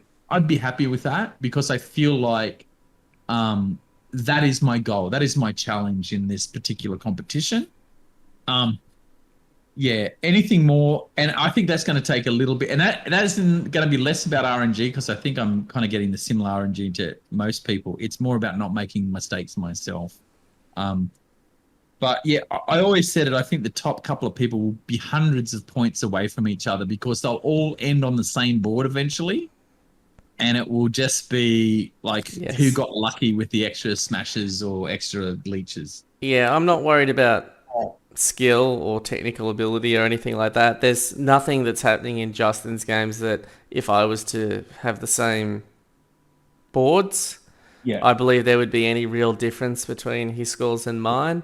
I think at this point it is a numerical game, as in how many attempts have you had, how good has the RNG been, because I know, look, I could get 130, but the chances of me getting every board to go the way I want them to go, pretty low. Same with Justin, right? The chances of getting every board to go the way you want, it's pretty low. But the more you play it, and I just don't have the time, the more chance you have. So. But one thing we can say about this challenge, it actually has been quite a lot of fun, because it's a different way of playing. It's speed running.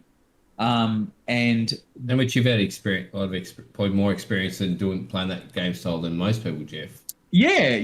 Like, I actually quite enjoyed the Killscreen speedrun stuff, but this is just another level, because with the Killscreen speedrun, you're still trying to avoid death. So you're stopping at ladders and you're doing stuff. You're just trying to get through it as quick. You're not getting any hammers and stuff like that if you don't have to.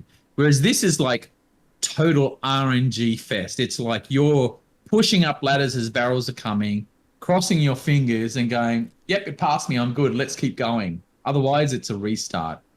So it's a different kettle of fish to a speedrun. It's like a speedrun on RNG steroids. To me, it's like taking the safety wheels off, or that's probably not the right word, forgetting about self-preservation. Because when I play Donkey Kong generally, it's a very aggressive game. It's very I need to get everything. I'm going to take risks, blah, blah, blah. But there are certain things you won't do. You know, you know that this is a very low percentage thing to get past this if I try and do a certain thing. Whereas in this, it's just YOLO. I'm going to run at this motherfucker and I'm going to jump it. And It's either going to turn or it's not. Playing against your better instincts that you'd normally have. Like, it's, you know, you're doing maneuvers that, you know, the first time I watched it, actually, to be honest, was you streamed a bit earlier, Matt. And, like, obviously, you're doing maneuvers that's, as a learned Donkey Kong player, you wouldn't be doing. But you're doing maneuvers that, like, someone who's playing the game for the first time, they're the things that they learn not to do. I need to not do that ever again. Yeah. But you're actively doing that as a seasoned player, one of the, you know, the top players as well. Like, it's watching that sort of gameplay, which is something, you know, as a viewer, to me, for the first time, I was like, oh wow, this is actually a lot more intense than I thought it was. I didn't think that, you know, it was that. It is intense. Round on, we need to finish it this, you know, I need to get to this as quickly as possible, which goes to pretty much the foundations of, to me, like, what I love about speedrunning.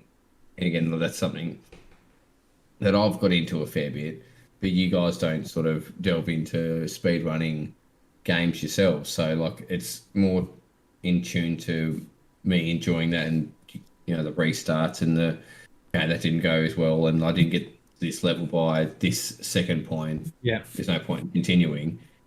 Whereas, like, a casual viewer, you know, when they watch a speedrun, they're like, well, you're going good at the game, why are you stopping? Yeah. Because I can't make up that time. I can't, you know, and whereas this making up the time is that, you know, Yeah. you can't make up the points. Just then- doing it. It's This challenge, there's no, like, you can never make up time. All you can do is lose time. That's pretty much it. If you have a really good board on level 3, all you're doing is trying to make up. You're trying to break even, or you know, you're never really gathering time. It's why on level 1 on barrels, it's 100% RNG. You just pushing straight up, and you're going up ladders, and there's no self-preservation at all. By level 3 barrels, you actually do start to do a little bit of self-preservation, because you're going, I really don't want to restart again and go through that. And by level 5, you're actually playing a pretty normal game of Donkey Kong without, like, hammers and you know, point pushing. So I would that sit well with you, Matt? Is that kind of how you were playing it? It was how I was playing it. Now I think I've just accepted the fact that I have to push it the entire way or not at all, because there's no other way I'm going to beat Justin's current time. There's a little bit of give here and there. Justin will get hammers and stuff when he has to, though. Yes, Rivet. but I want to beat that. I'm actually thinking, You want to basically get through 5 rivets. You want to get to level 6. I want to go through every one of those rivets as if there was nothing in my way, because I don't want to play this game ever again. Yeah, I don't I've think told you that- this many I times. think that the probability of that happening for every barrel board, every board, every rip, it's just so phenomenally small Yep. that, yeah, you'd have to grind like hundreds and hundreds of games. Do you really want to do that? But no, but that is what Justin is doing, grinding hundreds and hundreds of games a day. So it is what the it is. analogy that I think is relevant to probably this situation is, like, if you look at, you know, if you stand on, like, one side of the road, you're fine. If you stand on the other side of the road, you're fine. But if you stand in the middle of the road, you're going to get run down. That's right. So it's either you do it or you don't do it. If you don't do it, you've got nothing to worry about. If you do it, you can only sort of, Yeah, you know, so flourish. there's a thing I think speedrunners would probably have to experience this more than anyone, right? And not being a speedrunner, I can only assume. And I love speedrunning. I love watching it. And one day I would like to take part in that process. But you have to either commit fully or commit not at all. It's the same thing with Donkey Kong, right? I've heard so many people say, oh, I just want to get a kill screen. And then the next thing you know, they're playing for 1,000,000 points or 1.1, Jeffrey. you have to commit 100% to achieve these things, right? You can't be a fair weather player and achieve the top percentage, right? Like, I never want to be number one at Donkey Kong, but I want to be in that top 10, right? You already are, Matt. Why are you still playing? Oh, I know there's more fuel in the tank. I want to know that there's no more fuel left in that tank for me, right? So you have to be willing to sit down there and do this thing that is inherently painful or boring, frustrating, annoying. So Dack saying where they restart again because they've fallen behind. I watched some dude playing Sonic the Hedgehog, and he's on level 1 of Sonic the Hedgehog 2, and if he doesn't get the right timing on that first spin dash, or whatever the hell they call it, he's like, reset, reset, reset. It's inherently frustrating. But you have to be able to bang your head against that wall until the wall falls down. There's no, I'm just going to give it a few goes. Yeah, I guess that's probably what it's like. I'd imagine getting your first kill screen. Like, you're doing that why do you keep doing it? Why do we keep trying it? Like, you guys have thankfully got there. Must be a sense of relief. One day, maybe I'll experience that. You will. I think once I get that, I'll be like, I'll probably be able to take a break and just relax. And it's like this monkey on my back, literally. It's an ape, not a monkey. I need to get there and get it done. But again, committing yourself when you got your own, like your personal lives, and you got work and all that stuff. It's not an easy thing to do. Like, if I was 15 years younger, probably could have sat there and done it. And it's frustrating. 15 years older. Yeah. Well, and it's frustrating that you've technically got the skills to get there, but you haven't been able to just put it all together in one run. You know what I mean? Yeah. I got to admit, too, it comes down to, like, I know that, there's quite a few of the Donkey Kong players that the kill screen is their target. Once they hit the kill screen, it's like, that's it. That's their emotional point, and that's, I'll do kill screens again at some stage, Kong offs or whatever, but, I'm done. My kill screen wasn't an emotional point. It was just like, I was like, okay, I've done that bit. Now I can start doing what I really want to do without Matt complaining that I'm doing it. Do you know what I mean? Like, I'm doing 1 mil strats, but I'm trying to get a kill screen. So, and then I would start doing 1.1 million strats, trying to get 1 million. And that's just the way I play, because I want to be able to push the envelope to the next level. And his reach exceeds his grasp. There was to me was like, okay, I've done that. Now I can start doing this like bottom hammer stuff. And the thing there was, when I got the million point game, that was the emotional point. With a lot of people, that'll be the kill screen. For me, that was the emotional, because that's the point where I went, okay, I haven't just beaten the game. I've beaten the game and I've hit a tier that I personally thought that I may be able to do. Had my doubts, but I did it, right? Since then, the next tier, which is 1.1, Matt's done it like how many times? I don't know. Many. The next tier 1.1. It's very easy. There's little. I just don't have the same incentive that I had for 1.1, and I think the emotive point for 1.2 won't be the same as it was for 1 million for me. And 1.2 is, to me, is just like, it's too much effort. So Matt's decided that in his brain that 1.2 is the real challenge. And that I could imagine the 1.2 thing for him will be a very emotional affair. Be very cathartic. Yeah. It's the end.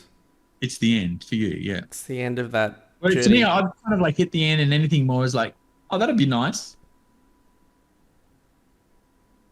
Also, what we didn't get actually, I'm sorry, like, again, you're 100% correct. Like, and I can see where you're coming from, Geoff, because you literally got the kill screen a lot quicker than probably, I'd say,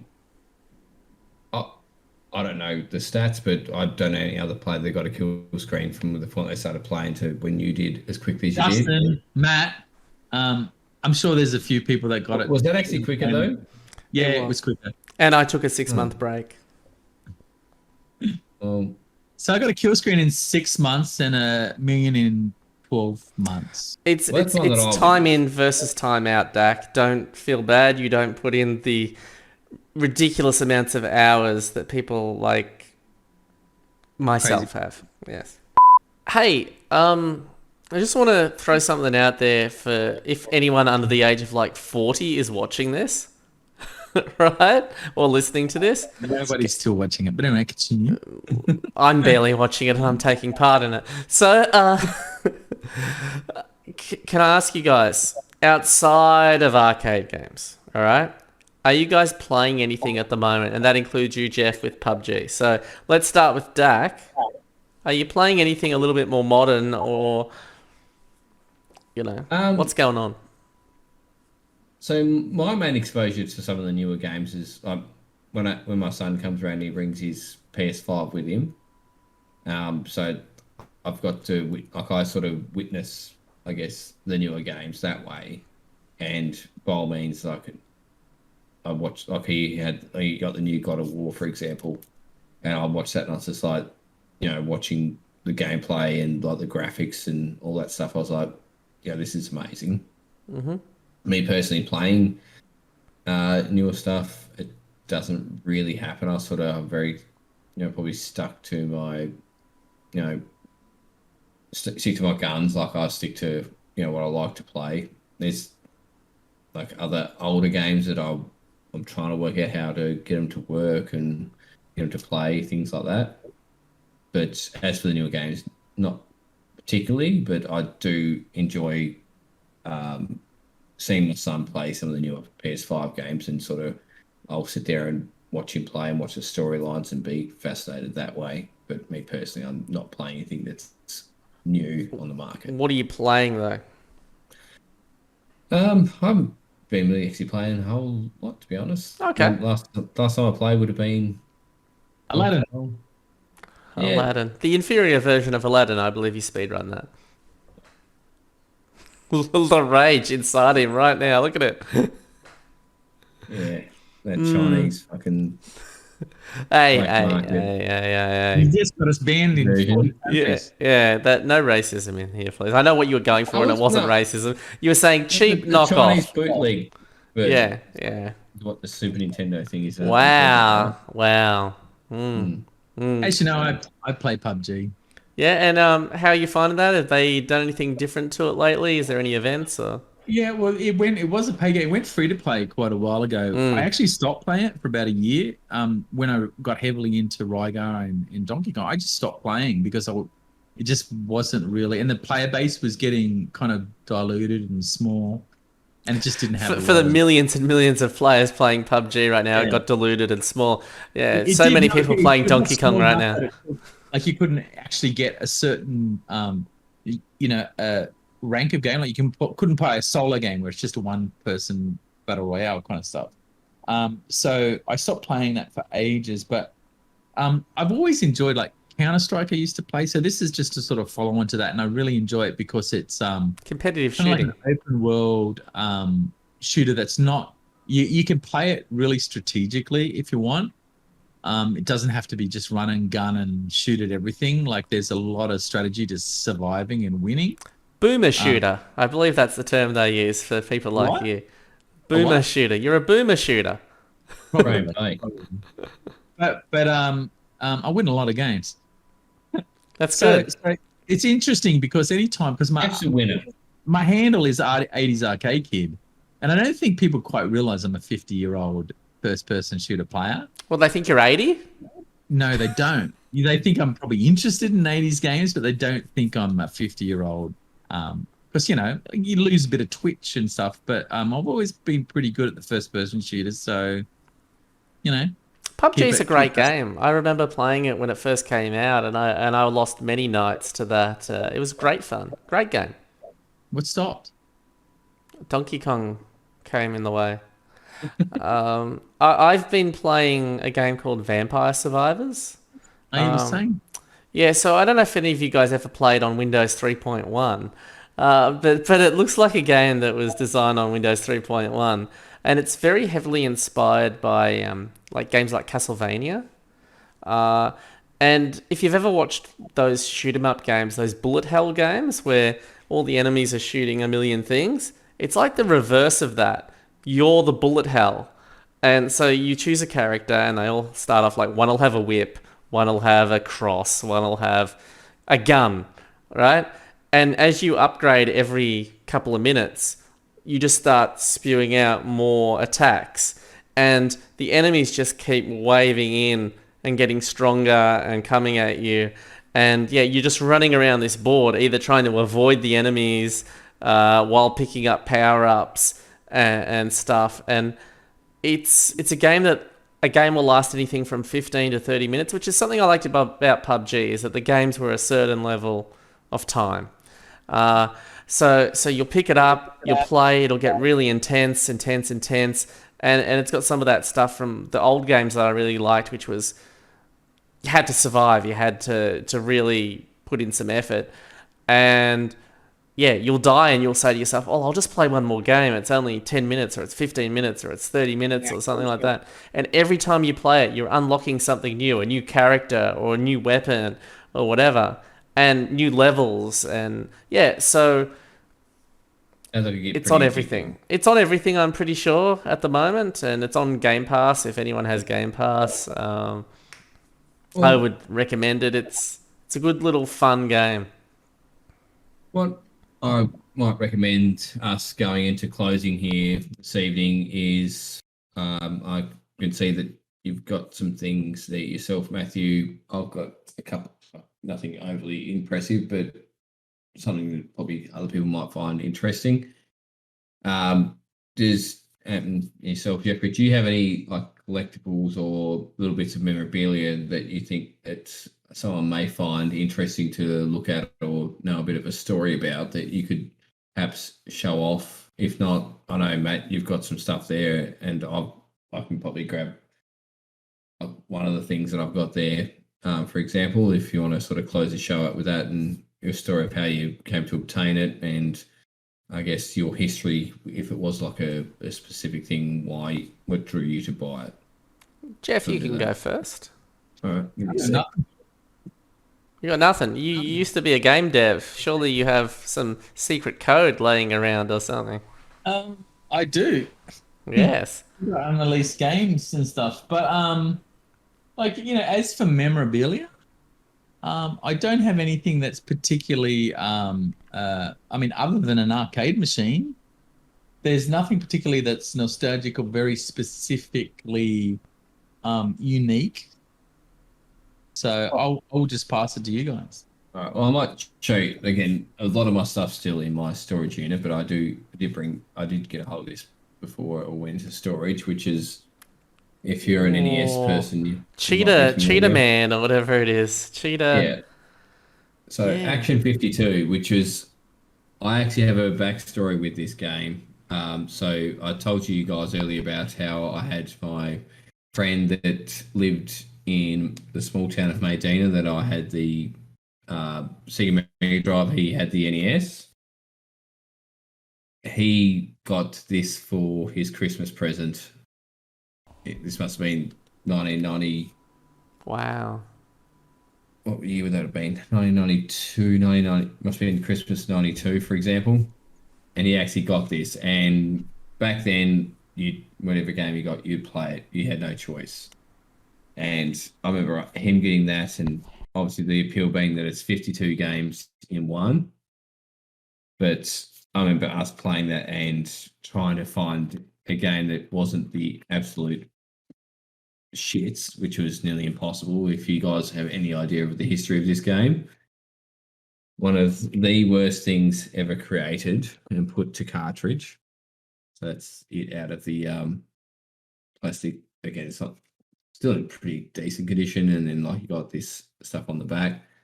I'll bring out the cartridge first. So you've collected something that's probably one of the worst things of all time, is what you're saying?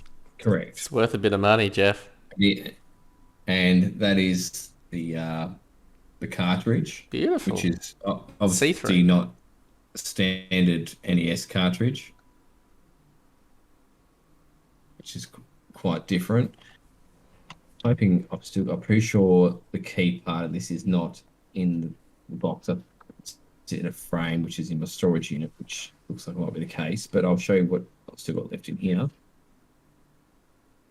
So it did come with a comic book. Is what it came with, which I don't have here with me currently. But it came with I've still got the little bits of paper, which for whatever reason need to be in there.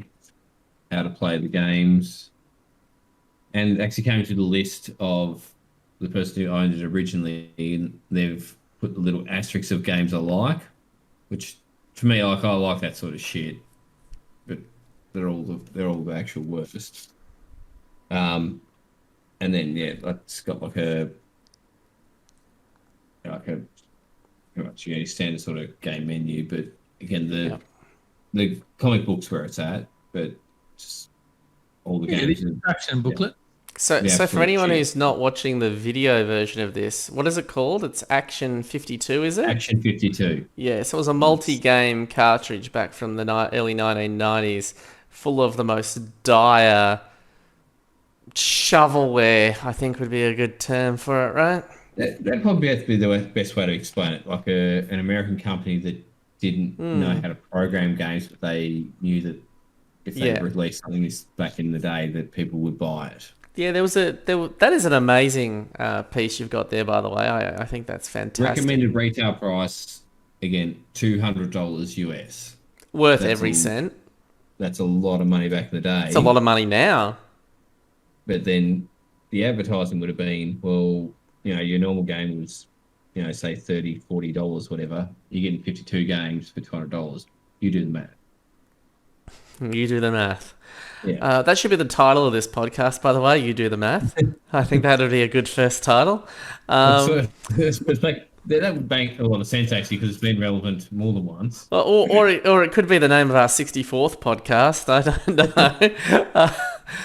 That is a great piece of gaming history that you have there, Dack. And I'm positive you've got there's something up on that shelf. I'm sure, look, a lot of my stuff is not in this room, and I will say, just over the years, I've lost a lot of stuff that I would have really loved to have kept. My family threw out a lot of my young or early years gaming stuff, right? And all those Commodore 64 games, all those Atari games, all that kind of stuff. I don't want to state the obvious. Obviously, my Kong off belt, I'm very fond of. I'll show that another time. That's one of mine. I have a lot of games that speak to me as a person. Like, I wasn't a Master System person growing up, even though I got one later on as a kid. But the first RPG I ever played was on the Master System at a friend's house, Phantasy Star.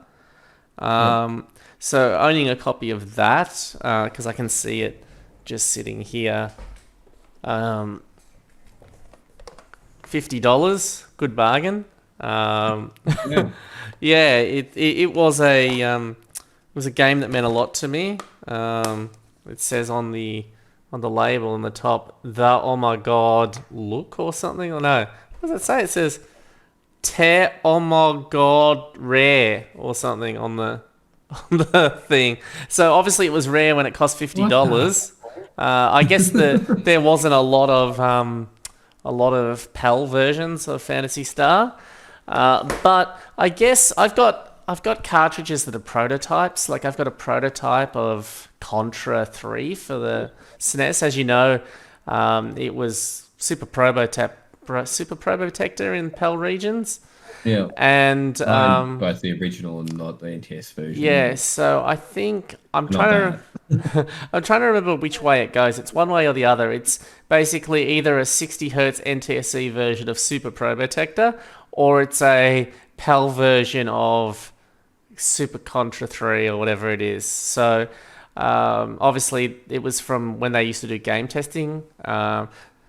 My wife used to play. She used to play unreleased NES games and SNES games when she was working at Nintendo. So they would send games over and they would say, "Can you play this and tell me if we should release it in Australia?" I I can only assume that this is the exact same thing, but it came from America.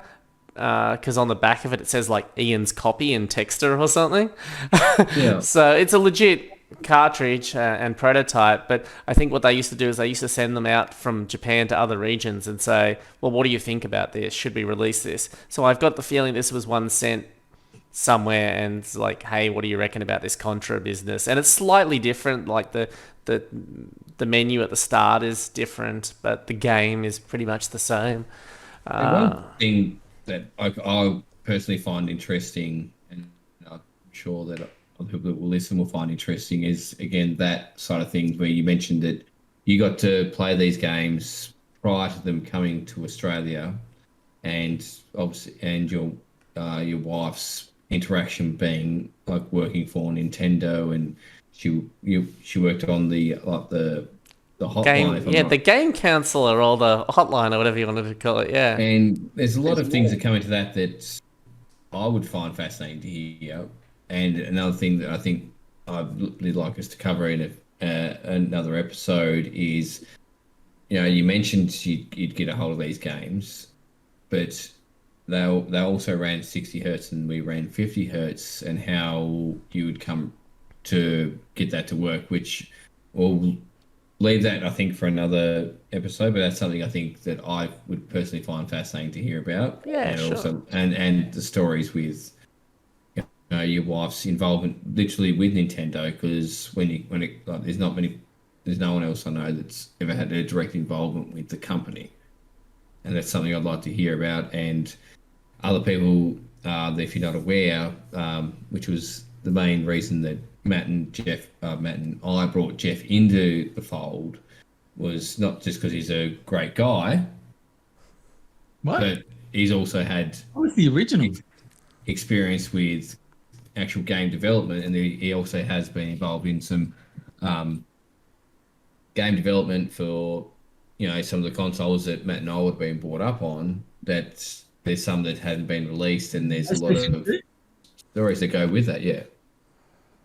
So I think that's a good place for us to finish up on, and then I think next episode, that there's some categories that I'd be really keen to delve into.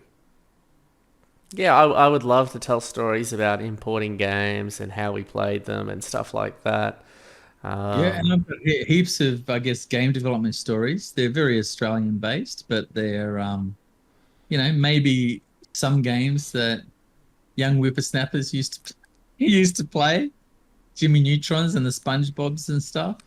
Again, bit of licensed material. Yeah. There we go. THQ. It says THQ all over it, doesn't it? It does. The LJN of the early 2000s. Yep. Golden era, PS2. So speaking of Golden Era, I went and watched a documentary called Golden Era on GoldenEye a few weeks ago at the cinemas. Not as good as, say, The King of Kong. They could have cut it down in about half the length, but it was really interesting to hear about Rare and the people who worked there and how they made GoldenEye. So if you ever have the opportunity to watch that movie or documentary, I would recommend Golden Era as a documentary to watch. And it's got Carl Jobst in it very briefly. So when they touch on speedrunning. Stories there. And also there's a few arcade documentaries being made right now. Still Standing, I think, is that the Australian one? Correct. They've gone in a few arcades. South Australia, and so, yeah. Arcade Dreams. So both of those, I think, are in late stage production. So, we should see them soon, I think. Well, it sounds, like I would try and get a hold of the Golden Era that you talked about, because that's something that I'd be quite interested in. You would be very interested. I'll try and get a hold of watching that, and we can maybe discuss it on the next one. I think we've covered a lot of things that we needed to in the first episode, and I think we've got somewhere to really take things, to interesting territory. That now that we've broken the seal, we can then go ahead and really get something going, in my opinion, and something that I'm interested in hearing. If I'm interested in hearing it, I hope that other people are too. It's been a pleasure, gents. I've really enjoyed this, and I do hope we get to continue to do it in the future. It has been a pleasure, but I'm an old man and I'm about to fall asleep after a couple of beers. I'm looking forward to pressing the points with you boys. Likewise. And more burgers. Thank you for listening, everyone. That's See it you for next us. time. Thanks for listening. Bye. Bye for now. Doodle-doo-doo.